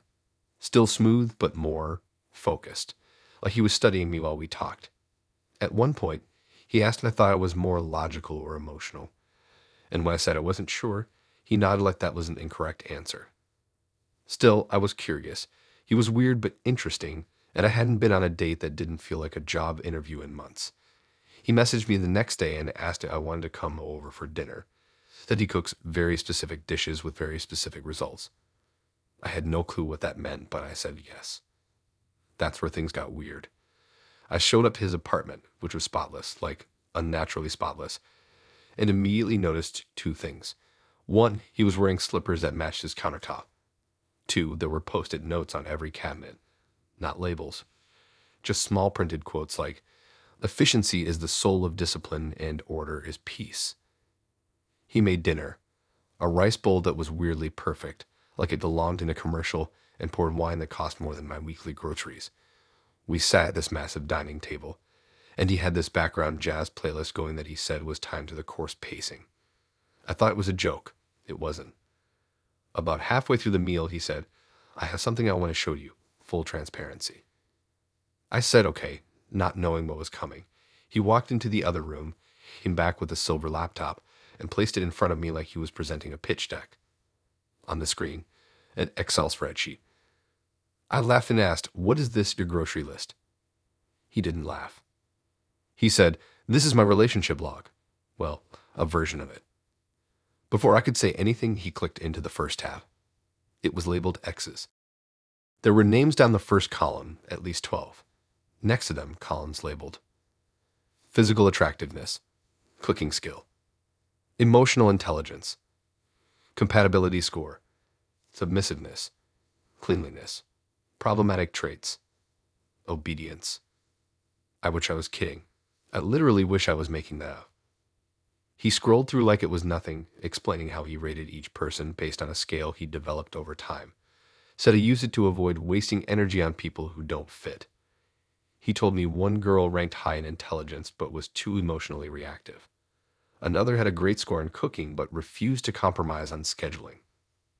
He stopped, looked at me, and said, "You probably rank pretty well so far, but I'm still observing. You strike me as someone who could score at least an 8 in adaptability." I was stunned, fully stunned. I didn't even know what to say. I asked if all the women knew they were part of a literal spreadsheet. He said, not explicitly, but I never lied. They were evaluated like anyone evaluates compatibility. I'm just organized. I asked about the obedience column because seriously, what even is that? He said, "It's not what it sounds like. It just measures how willing someone is to go along with a system that works. Harmony, not control." Right.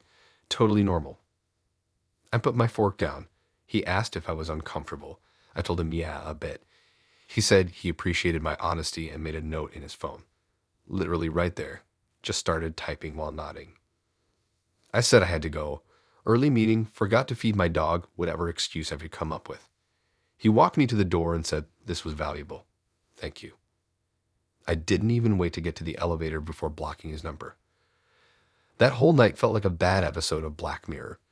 Like I was being analyzed for a role in a relationship I hadn't even applied for. I still wonder how many people he's shown that spreadsheet to.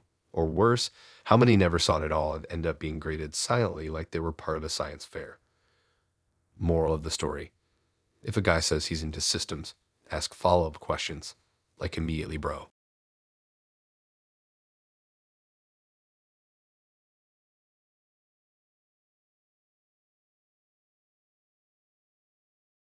This one started with a podcast, which should have been my warning sign. I was at the gym, trying not to die on the treadmill, when the guy on the machine next to me took out his earbuds and asked what I was listening to. I said some true crime thing, which he got. I get the irony of listening to murder stories while working out, and he said, "You should check out Alpha Realities sometime. It's like mindset training, but without the boring parts." I was winded, annoyed, and covered in sweat, so I just nodded to be polite and kept jogging. He kept talking. Said his name was Zod, worked in sales, lived nearby, and had recently been through a phase of transformation. I didn't know what that meant, but he was attractive in that overly groomed way. Sharp beard lines, perfectly white shoes, smelling like cologne that came in a matte black bottle with a Latin name. Not really my usual type, but he had this overly confident energy that was kind of amusing in small doses. Anyway, we talked a bit, and I gave him my number. Not because I was super into it, but because I figured, worst case, I'd have a new story to tell my group chat. We texted for a few days before making plans to grab lunch. He picked a fast casual fusion spot I'd never heard of, where every item on the menu sounded like it had been generated by an algorithm. I ordered something with kimchi, brisket, and avocado. He got a bowl with tofu and 5 different sauces, then asked the cashier if he could substitute strategy for spontaneity. She didn't laugh. I don't think he was kidding. The first half of lunch was fine. He talked a lot. Work, fitness, meal prepping, how he did a cold plunge every morning, and how most people live asleep but call it being awake. He kept referring to the grind like it was a person he was dating. I mostly just nodded, chewed my weird brisket kimchi mashup, and tried to keep up. Then it got intense. He shifted mid-bite and said, "I've been rethinking everything lately. Relationships, career, purpose. All of it." I said, yeah, same. Because honestly, who isn't? He nodded like I'd passed some invisible test and then hit me with, "I actually just got out of something." Not because I wanted to. I had to. She didn't support the direction I was going. I asked what direction that was, assuming he meant a new job or moving or something normal. He looked me straight in the eye and said, "I want to be a full-time pickup artist." I stared at him for a second, thinking maybe I misheard. I even laughed a little and said, "Like, professionally?" He nodded, dead serious. Said he'd been following this underground movement of social architects and had finally found something that aligned with his natural instincts and passion for human dynamics. I genuinely thought he was trolling me, but he pulled out his phone, opened his notes app, and showed me what he called his curriculum. It had headers like, "Opening techniques for high-density environments," "Disarming female friend groups," "The Trizone eye contact method," "Emotional dissonance as a magnet, friend control, and mixed signals." I was stunned, like genuinely speechless. It was like a training manual written by someone who thinks dating is a military operation. I asked, trying to keep it neutral so your last girlfriend wasn't into this. He exhaled like he'd been waiting for someone to ask. She didn't believe in it. Said it was manipulative, but I'm not trying to trick anyone. I'm empowering myself and sharing value. That's what this community is about, elevation. I asked how quitting his job tied into it. He said he wanted to travel, go to conferences, make content, maybe start his own mentorship program eventually. He said he was saving up, but his goal was to be out of corporate life within the year and fully dedicated to the lifestyle. Then casually he added, I'm already testing techniques now. This is kind of like a field session. I blinked. Wait, this date? He nodded. Yeah. I've been experimenting with conversational framing. You've responded really well to push-pull dynamics. I looked down at my bowl of half-eaten kimchi rice and tried to figure out what part of my personality had allowed this to happen. I asked slowly, so like, I'm part of the case study. He said, well, don't take it like that. You're obviously a cool person. But yeah, I document all my interactions for pattern tracking. Not by name or anything. Just emotional responses. Engagement levels, interest shifts, that kind of thing. He said it like he was talking about bird watching. I was stuck between laughing, yelling, or just finishing my drink and leaving. I did none of those. I just stared at him and said, that's wild. And he smiled like I just complimented his abs. I asked if he'd done this with other dates, and he said, of course, it's all data. Every connection is a lesson. I asked if anyone ever got mad. He shrugged. People don't like being mirrors, but I'm not hurting anyone. If they learn something too, even better. Then he leaned in and said, honestly, you've been one of the better ones. Your responses have been really solid. I think you're secure with yourself. I said, I just don't know how to process any of this. He grinned and said, that's because you've never had a real interaction with someone who's free. I paid for my own lunch, walked out, and sat in my car for 5 minutes trying to decide if I'd just been brainwashed. He sent a follow-up text later that said, you handled today like a legend. If you ever want to debrief, I'll send you my notes. I blocked him. The whole ride home, I kept thinking about how normal the beginning of that lunch had been. How quickly a person can pivot from salad dressing to emotional dissection. It was like dating a motivational speaker who thinks Tinder is a training ground. Honestly, I hope Zod finds whatever it is he's chasing, but I'm not about to be someone's rehearsal for a lifestyle brand. So yeah, now I ask more questions, like, what's your job? And more importantly, is this lunch or a social experiment?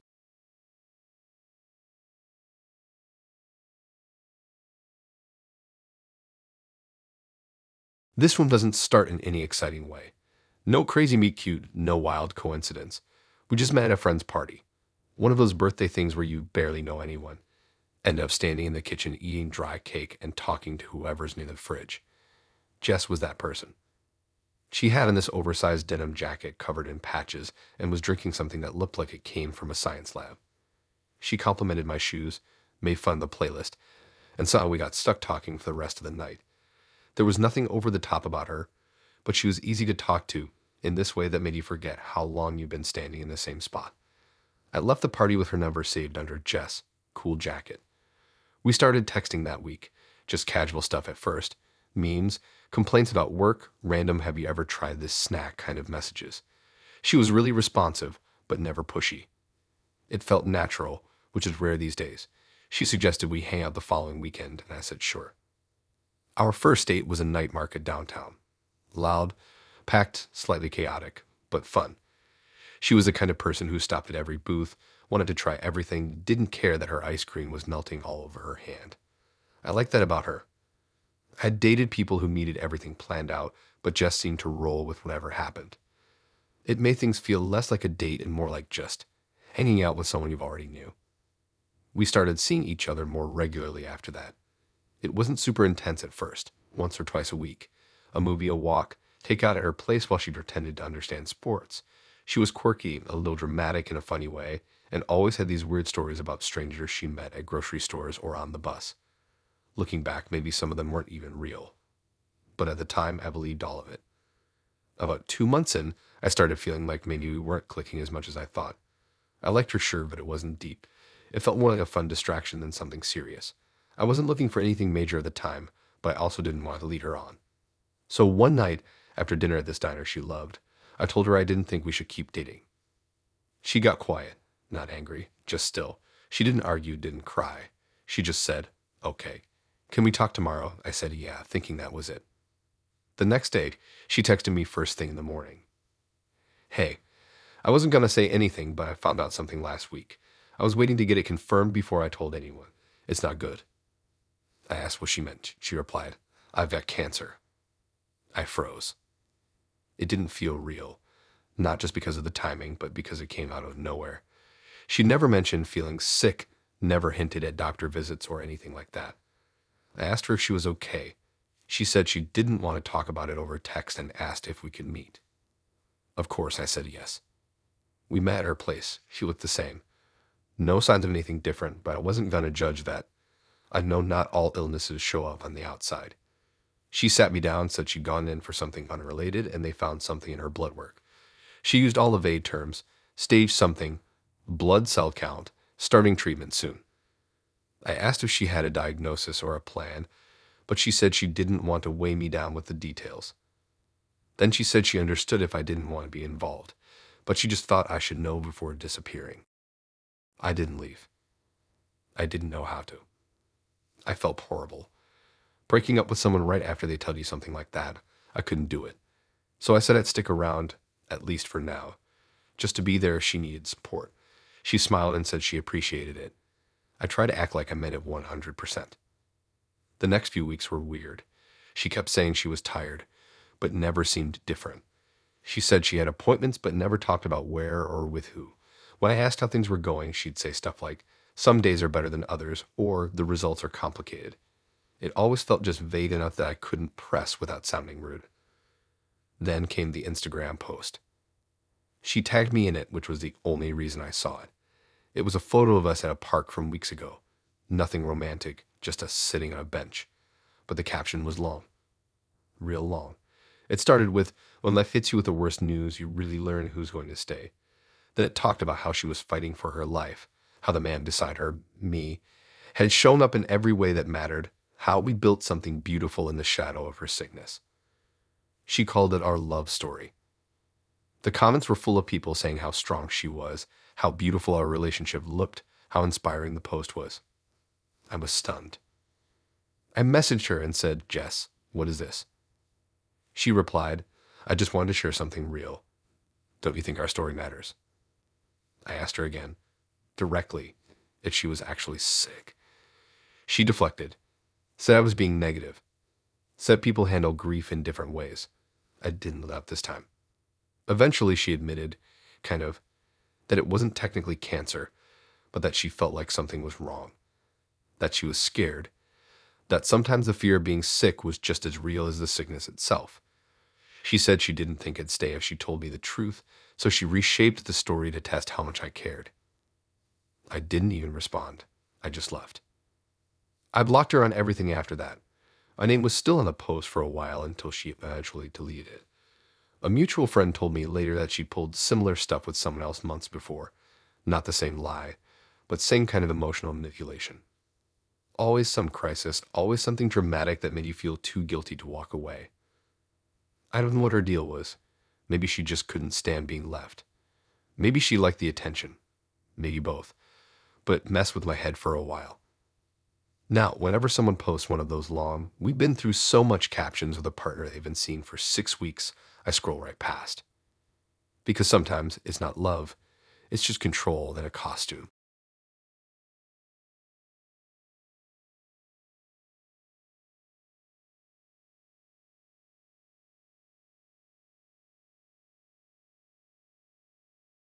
Our first date was a night market downtown. Loud, packed, slightly chaotic, but fun. She was the kind of person who stopped at every booth, wanted to try everything, didn't care that her ice cream was melting all over her hand.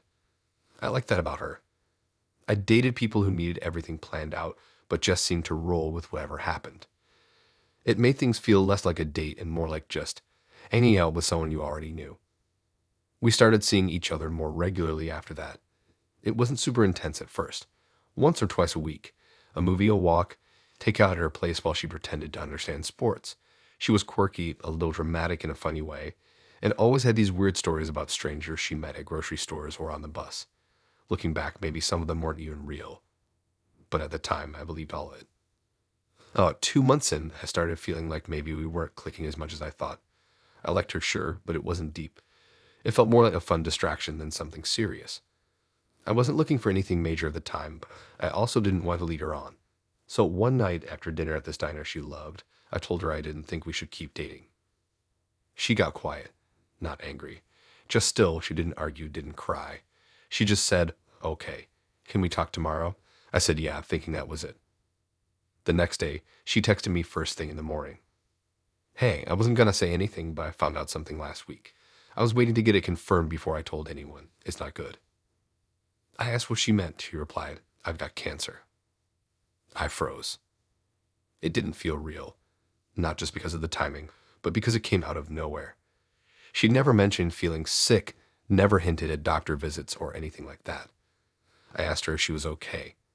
She said she didn't want to talk about it over text and asked if we could meet. Of course, I said yes.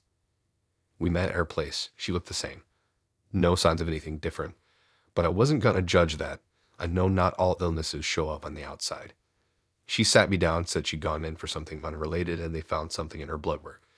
She used all of 8 terms. Stage something, blood cell count, starting treatment soon. I asked if she had a diagnosis or a plan, but she said she didn't want to weigh me down with the details. Then she said she understood if I didn't want to be involved, but she just thought I should know before disappearing. I didn't leave. I didn't know how to. I felt horrible. Breaking up with someone right after they tell you something like that, I couldn't do it. So I said I'd stick around, at least for now, just to be there if she needed support. She smiled and said she appreciated it. I tried to act like I meant it 100%. The next few weeks were weird. She kept saying she was tired, but never seemed different. She said she had appointments, but never talked about where or with who. When I asked how things were going, she'd say stuff like, "Some days are better than others," or "the results are complicated." It always felt just vague enough that I couldn't press without sounding rude. Then came the Instagram post. She tagged me in it, which was the only reason I saw it. It was a photo of us at a park from weeks ago. Nothing romantic, just us sitting on a bench. But the caption was long. Real long. It started with, "When life hits you with the worst news, you really learn who's going to stay." Then it talked about how she was fighting for her life, how the man beside her, me, had shown up in every way that mattered, how we built something beautiful in the shadow of her sickness. She called it our love story. The comments were full of people saying how strong she was, how beautiful our relationship looked, how inspiring the post was. I was stunned. I messaged her and said, "Jess, what is this?" She replied, "I just wanted to share something real. Don't you think our story matters?" I asked her again, directly, if she was actually sick. She deflected, said I was being negative, said people handle grief in different ways. I didn't laugh this time.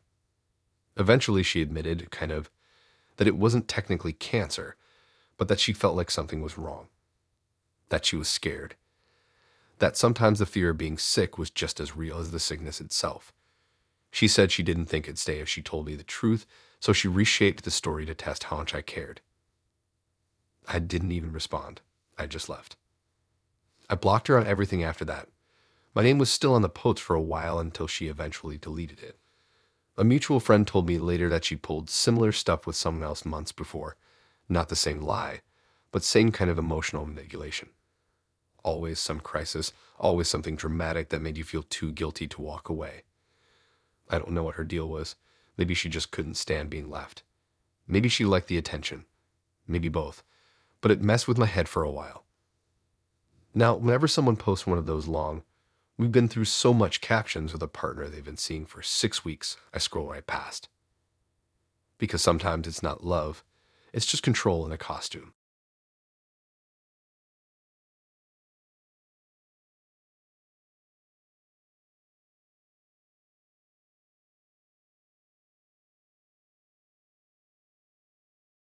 I honestly wasn't even trying to date anyone that month. I was in the middle of moving, my new mattress hadn't arrived yet, so I was sleeping in a pile of blankets on the floor. and my kitchen was just 2 forks, 1 pan, and a box of off-brand cereal. Mentally, I wasn't in a flirty mood, I was in survival mode. But one night, I was waiting for the laundry to finish at this grimy 24-hour laundromat and opened the app just to kill time. That's when I matched with Rids. His profile was minimal, no inspirational quotes or fake deep stuff. Just one blurry photo of him holding a cat, a second one where he was leaning over some vinyl records, and a bio that said, "Good conversations greater than small talk. Also, I make a mean risotto." He didn't try to come across like anything special, which honestly was refreshing. I messaged first, asked if his cat was legally allowed to drive because it looked serious as hell.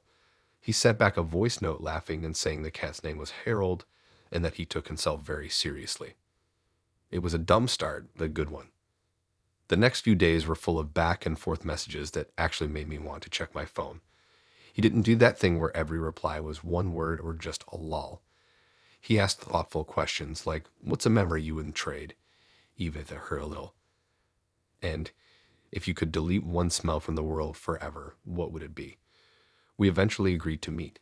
He offered to cook dinner at his place, said it'd be casual, nothing fancy, just him, me, Harold the serious cat, and hopefully edible risotto. I hesitated a little just because going to someone's place for a first date isn't always ideal, but we've been talking for over a week, and I had a good feeling. I brought a bottle of cheap red wine and a box of weird cookies I found in the store. He lived in a small but clean apartment above a bookstore. The hallway smelled like dust and curry. His door had a sticker that said, "No gods, no landlords." He greeted me in socks and an apron that said, "Dad jokes served daily," even though he didn't have kids. The place had character, mismatched furniture, tons of books, a record player spinning something soft in the background, and Harold sitting on the couch like he paid rent there. The risotto smelled amazing. He handed me a glass of wine, pointed me toward the couch, and started finishing up in the kitchen. We ate on the floor, picnic style. He kept joking about how real dates should always involve sitting on the floor so nobody could pretend to be fancy. I was laughing more than I expected. The food was actually good, and the conversation stayed easy. He talked about growing up in 3 different countries, being obsessed with weird documentaries, and how he once tried to start a business making custom bookmarks, but forgot to advertise it. I told him about the time I accidentally mailed a sweater to the wrong person and never got it back. At one point, I asked if he always cooked for dates. He smirked and said, "Not always, but I like seeing how people react to effort." Then he said, kind of casually, so full honesty, "There's something I should probably tell you." I paused. That's never a sentence that leads anywhere good. He got up, walked over to a cabinet, pulled out this small silver mic, like one of those podcasting ones, and held it up like a prop. I blinked. He looked serious. He sat back down, put the mic on the table like it was part of dinner, and said, "I record all my dates, not for blackmail or anything sketchy. I run a podcast." I just stared at him. He continued, "It's called McCheck, Modern Dating in Real Time. I analyze the dynamics of dates, like not just what's said, but tone, pacing, silence, chemistry, all of it. I don't use names. I don't use audio clips. It's just me breaking it down afterward. Think like commentary." I couldn't even think of what to say. It was so unexpected, and he said it like it was no big deal, like he was telling me he forgot to water his plants. I asked if he had recorded this date. He nodded. Said there were hidden mics in the room. Small ones, under the table near the shelf. Said they didn't pick up anything private, just ambient conversation and general vibe. He told me he'd delete it if I wanted it, no problem. That he wasn't trying to be weird, just honest. I said, "Why wouldn't he tell me before?" He said he used to, but people got weird about it, and that defeats the point. "If you know you're being watched, it changes everything," he said. "I want raw behavior." Raw behavior. Like I was a lab rat in a rom-com cage. He said he was trying to understand human connection better, that the podcast had around 600 listeners, that he learned more in the past 6 months from dating than in 5 years of therapy. He spoke like it was a research project. I asked if all his dates were just data points to him. He said, not if they turn into something real. I stood up. He didn't stop me, just looked at me and said, "If this is the end of the episode, that's okay, but I hope it's not." I didn't yell. I didn't make a scene. I just walked out. He didn't follow. I got to my car, Sat there for 5 minutes staring at the dashboard, and realized I didn't even remember what the risotto tasted like anymore. He texted later that night. Said he deleted the recording. Sent a screenshot of his file trash bin with episode 27 highlighted in red. Said he was sorry. Said he really liked me and that maybe he blurred the line too much between observation and participation. I never responded. I still think about that night sometimes, about how normal it all felt until it didn't. How quickly something genuine can start to feel like a script. Like maybe the jokes weren't just jokes, and the questions weren't just curiosity. Maybe I was always just part of the episode.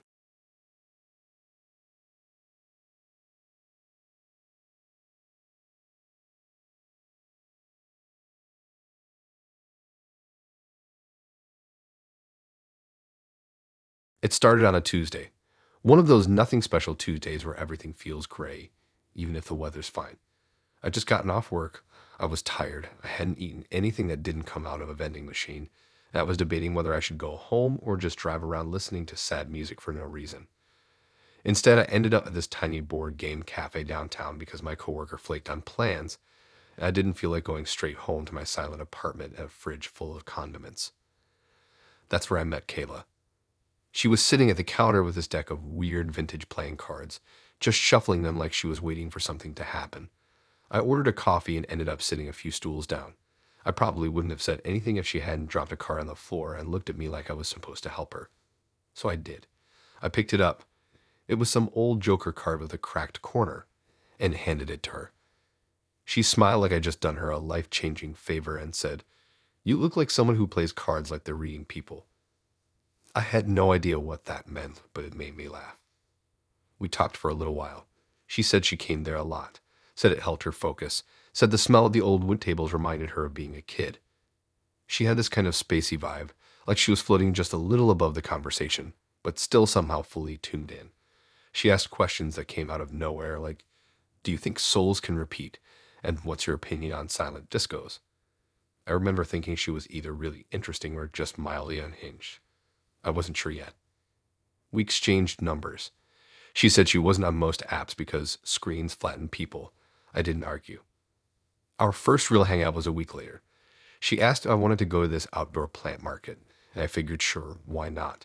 I wasn't doing anything important, and honestly, it sounded better than scrolling at home. We walked around for a couple hours, just talking, laughing at the names of succulents, debating whether moss counts as a plant or a vibe. She told me she used to name her houseplants after characters from Greek tragedies. I told her I once killed a cactus by forgetting it in a trunk during summer. She said, "That tracks, but in the cute way."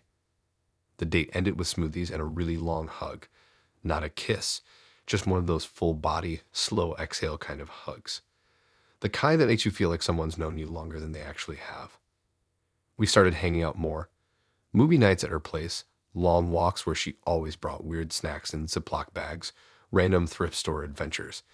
She was full of strange little facts, stuff like, "Did you know baby elephants suck on their trunks like pacifiers? And some people are scared of mirrors, but only at night." I liked being around her, even when I didn't understand half the things she said. But then things shifted. It was maybe the fifth or sixth time we were hanging out. We were at her apartment, sitting on the floor playing some card games she made up. She had music playing, soft acoustic stuff, and the lights were low. We were laughing, teasing each other, just vibing. Then she got quiet. She looked at me for a long time like she was trying to figure something out. I asked if everything was cool. She said, "Can I tell you something kind of heavy?" I said sure. She said, "You remind me of someone. A lot." I nodded, assuming she meant an ex or something. It happens. People have types. She said, "You have his smile, his energy. Even your laugh is similar." I asked, "Who?" She took a deep breath and said, "My brother. He died 4 years ago." It caught me off guard. I didn't know what to say. I told her I was sorry. She nodded and said, "It's okay. I've been working through it. But the first time I met you, I swear, I felt like I was talking to him again." The room felt smaller after that. She kept going, said she didn't believe in coincidences, that she believed people showed up in your life for reasons, that sometimes the universe sends reminders. She said being around me made her feel safe in the same way he did. I didn't know how to react. She leaned against me and said, "That's why I started seeing you. You felt like home." Part of me wanted to find that sweet, but most of me just felt weird. Not because I didn't care, I did, but because it felt like I wasn't really me anymore. I was just this blurry replacement for someone else. I was being compared to a ghost I'd never met. Over the next couple weeks, it got stranger. She started saying things like, "He used to wear shirts like that," or "You chew the same way he did." She even showed me a photo once, an old picture of her and her brother at the beach. And okay, I'll admit there was a resemblance. Nothing major, but enough to notice. We had a similar jawline, same kind of hair, same posture in photos. But I wasn't him. And that's the part that started eating at me. She kept saying she was falling for me, but it always sounded like she was falling into a memory, like I was filling a gap she didn't want to close. The final straw was this dinner. She cooked at her place, pasta with pesto garlic bread, and this random salad with too many olives. I was trying to enjoy it, but she kept bringing up stories from her childhood. Stories about her and her brother. Then halfway through dinner, she said, "I used to imagine what he'd be like if he grew up, if he ever dated someone like me. And now it's like, I get to see it." I just sat there. She smiled at me and said, "You really are him, just older." I put my fork down. I told her gently that I didn't know if I could keep seeing her, that I felt like she wasn't actually getting to know me, just clinging to this idea. That maybe I reminded her of him, sure, but I wasn't a replacement. She didn't get angry. She just looked disappointed. Said, "I knew I'd lose you too." I left. We haven't talked since. I still think about her sometimes. Not in a longing way, more like wondering if she ever found peace with what she was carrying. I hope she did. But I also hope she's dating someone now who gets to be themselves. Because love isn't supposed to be haunted.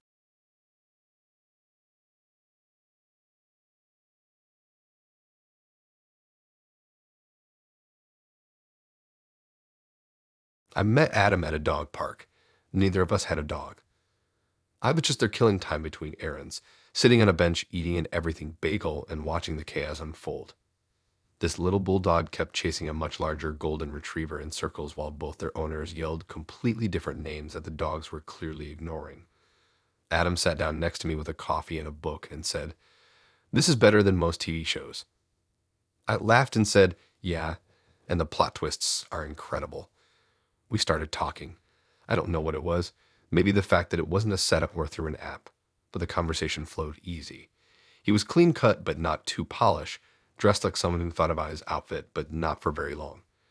He said he was taking a break between meetings and just like the energy of dog parks. I said that sounded fake, and he grinned and said, "You got me. I just like the dogs." After a little while, he asked if I wanted to go grab a coffee sometime that wasn't from a gas station.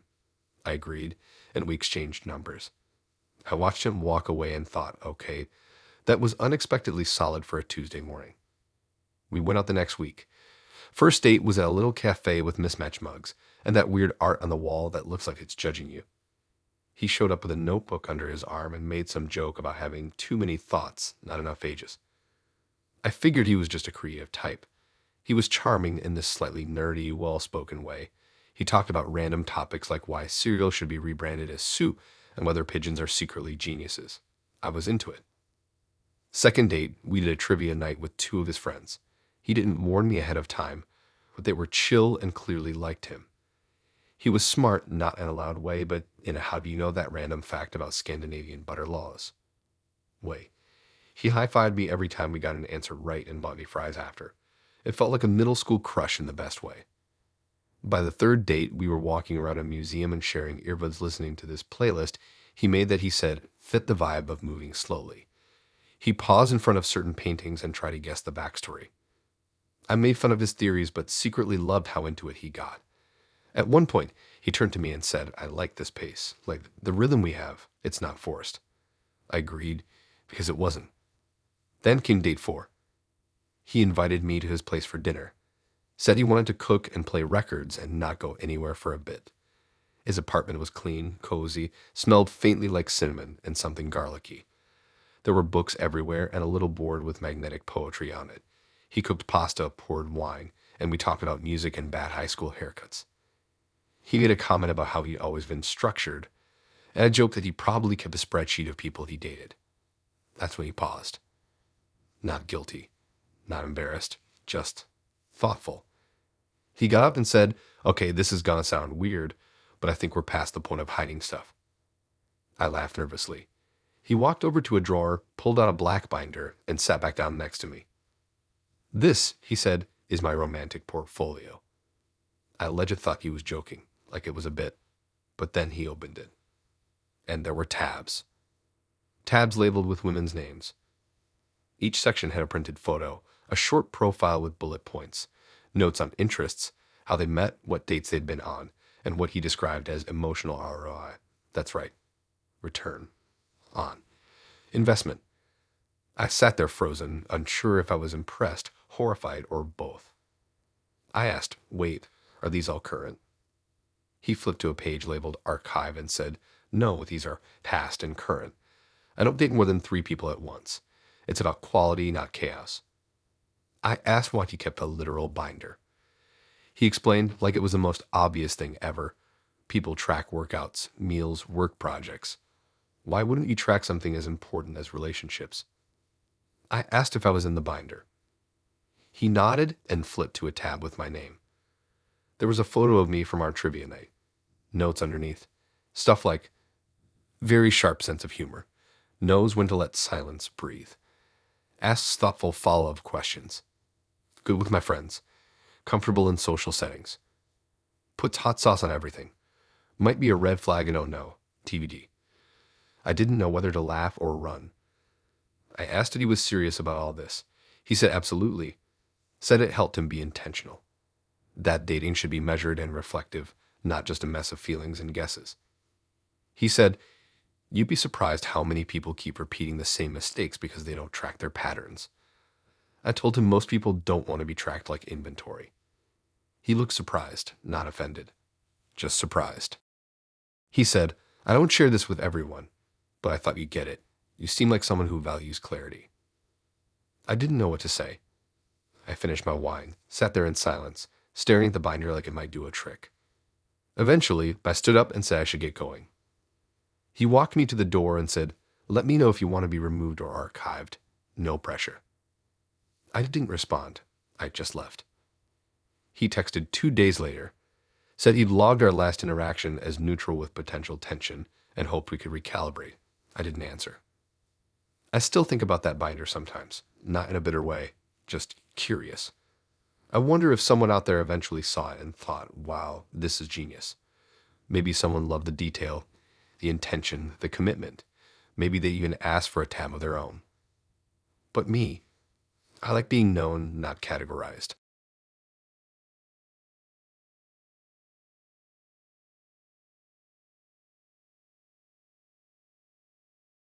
I met Danielle in the comment section of a local meme page. Not even kidding. Some dumb post about how people who use speakerphone in public should be exiled to their own island. I commented something like, "Only if there's no return boats," and she replied with, "Only if there's no chargers either." We went back and forth for a few replies, and then she DM'd me. That alone should have been a red flag, sliding into DMs from a mean comment. But she was funny, and not fake funny, like actually clever. Quick with responses, didn't overuse emojis, and could roast people without being mean. I wasn't even looking to date at the time. I was mostly just wasting time online, working weird hours and eating questionable microwave meals at midnight. But she asked if I wanted to grab a drink and judge people's outfits together, and I figured, hey, why not? So we met at this rooftop bar that's more aesthetic than practical. Everything's overpriced, the chairs are weirdly low to the ground, and half the menu is made up of drinks with names like Ginger Situation and Midnight Echo.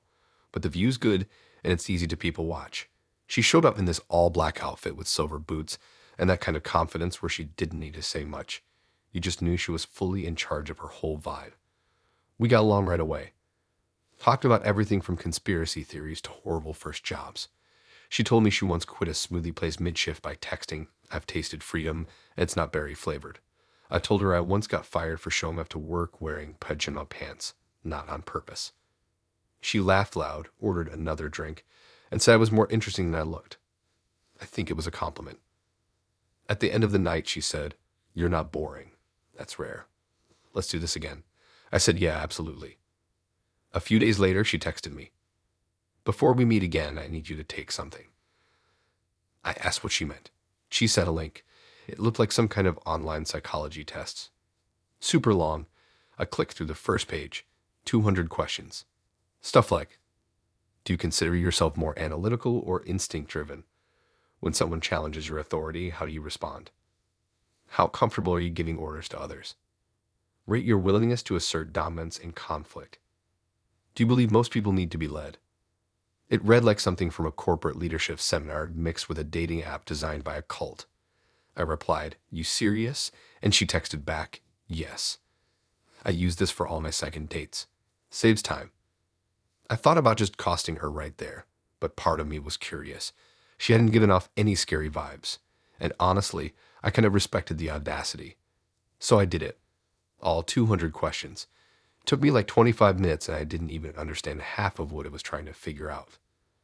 At the end, it gave me a chart with scores across random categories: assertiveness, leadership, empathy, structure, adaptability, etc. There was also a big bold number in the middle that said dominance level, 63 100ths.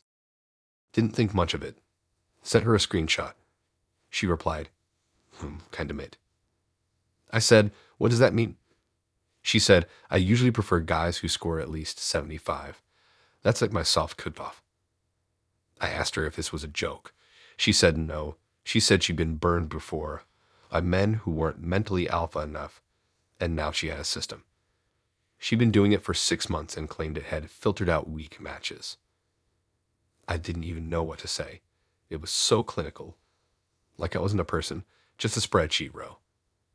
I said, "Well, I'm not really trying to dominate anyone." She said, "Yeah, that's what your answers show." We didn't make plans that day. She said she needed to reassess. I didn't expect to hear from her again, but she texted the next day saying she'd be willing to go on one more date just to confirm some patterns. I asked her what she meant by patterns, and she sent back some bizarre graph she made with my personality score compared to some chart of past dates she'd gone on. Literally a line graph of dominance versus compatibility with names removed. I didn't respond right away. I think my brain just needed time to reboot after seeing it. She followed up that night with, "Actually, never mind. I've been looking it over and I think you're too passive for what I need." That was the last thing she sent. I didn't reply. I didn't ask questions. I didn't try to fight for my right to be assertive. I just let it die, and I laughed about it for 3 days straight. The wild part is I wasn't even that upset. I was just surprised that someone out there had turned dating into a borderline HR evaluation. Like love was a job opening that I failed the aptitude test. I told my friend about it later, and he said, "You got personality tindered." He wasn't wrong. Now every time I see one of those "take this quiz to find your love language" links, I flinch. Not because I hate quizzes, but because there's always a Danielle out there waiting to grade your heart like a report card.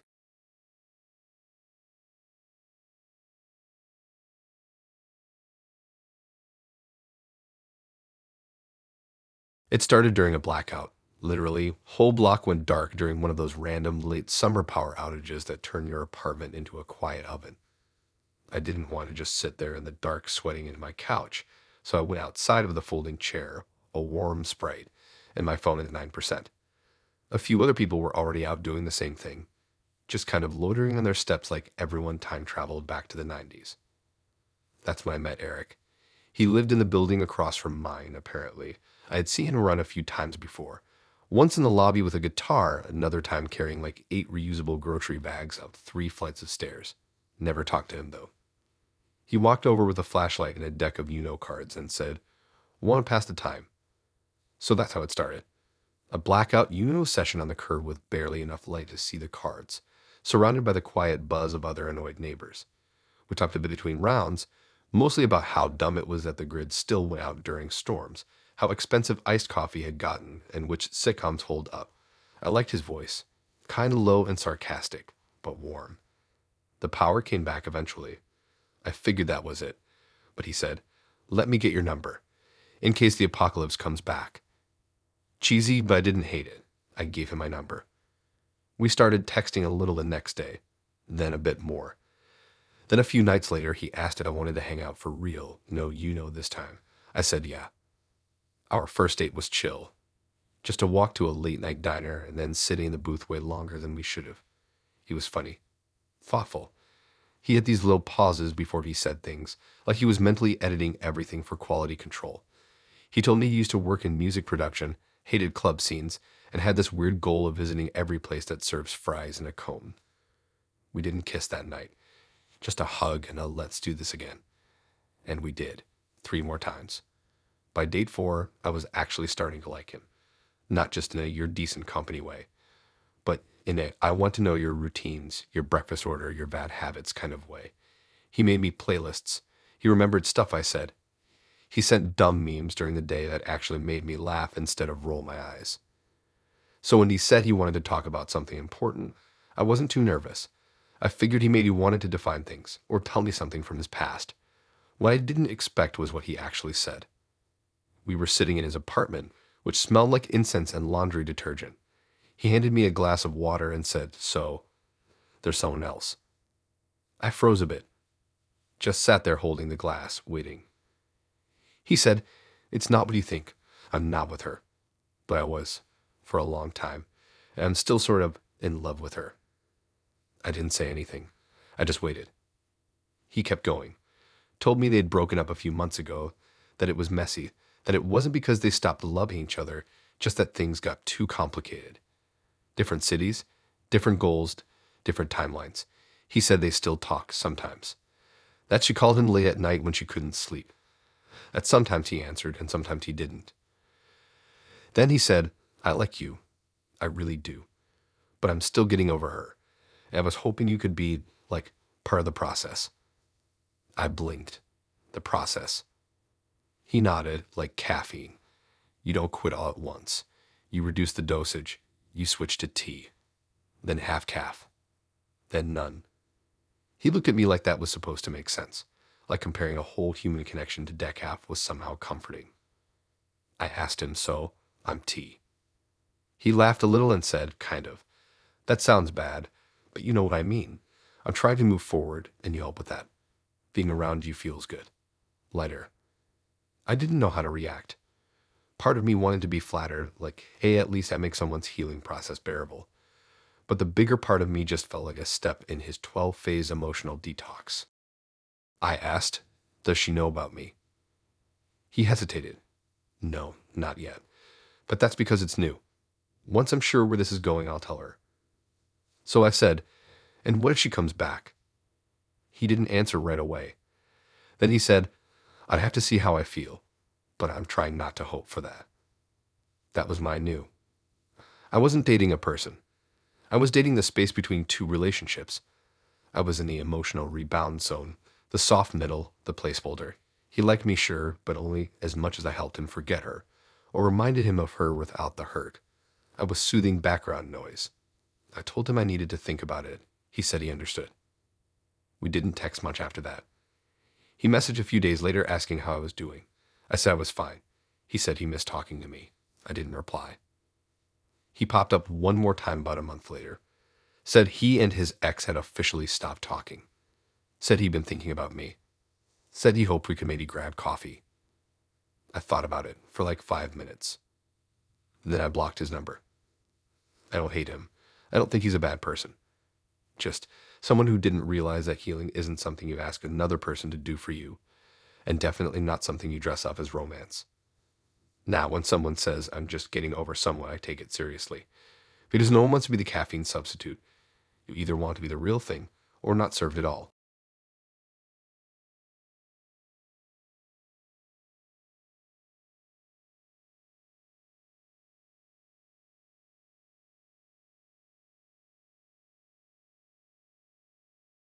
All right, let me just preface this by saying I wish I was lying. I wish this was one of those "my friend told me this happened to their cousin" kind of stories, but no, I was there. I sat on that weird couch. I drank that stale lemon water. I looked a stranger in the eyes and had to explain why I wasn't emotionally investing in someone I'd known for literally 9 days. So here's how it started. I met Haley on Bumble during a week when I was trying to be open to new things. I was still recovering from a long-ass situationship that left me second-guessing every decision I made, including my haircut and my grocery list. My friend told me you need a good date to reset your brain, So I downloaded the app again, made a new profile, and started swiping with very low expectations. Haley messaged me first. She opened with something like, "You look like you'd order oat milk without flinching."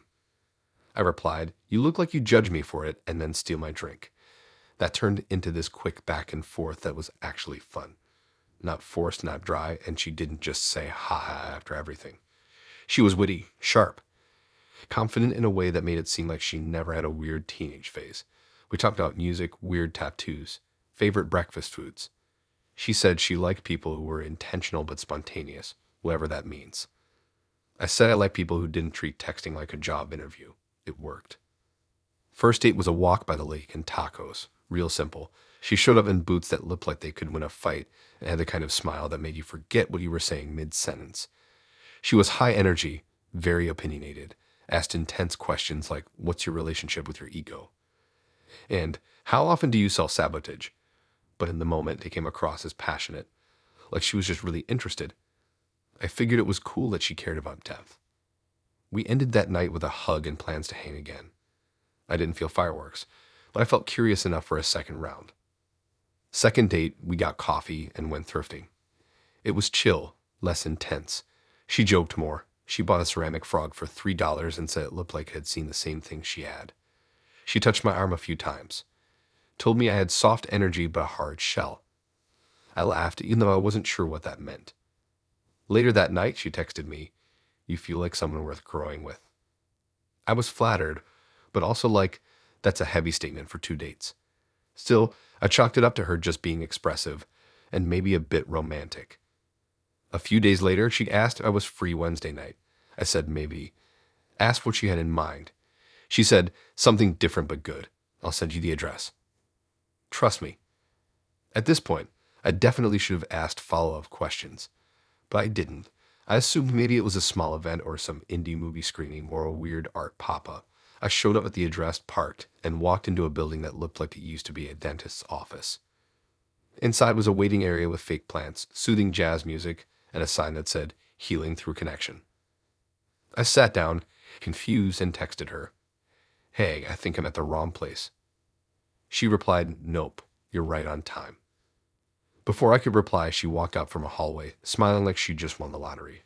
She waved me in. Still clueless, I followed her down the hallway into a small office with a couch, a chair, and this older woman sitting behind a clipboard. The woman stood up and said, "You must be the partner Haley told me about." I froze. Partner. I looked at Haley, then back at the woman. I asked, "What is this?" Haley said, "I know it's a little unconventional, but I really believe in starting things off with clarity and intention. So I booked us a couple session." I laughed. I thought it was a joke. A weird bit. But she was dead serious. She sat down on the couch and patted the spot next to her. I didn't sit. I asked, "You said we were going somewhere different. You didn't say therapy." She said, "It's not therapy. It's just guided communication. We don't even have to label it anything. It's just about emotional honesty." I turned to the therapist, or counselor, or whatever she was, and said, "We got out twice." The woman looked mildly uncomfortable and glanced at Haley. Haley nodded and said, "But we've connected deeply.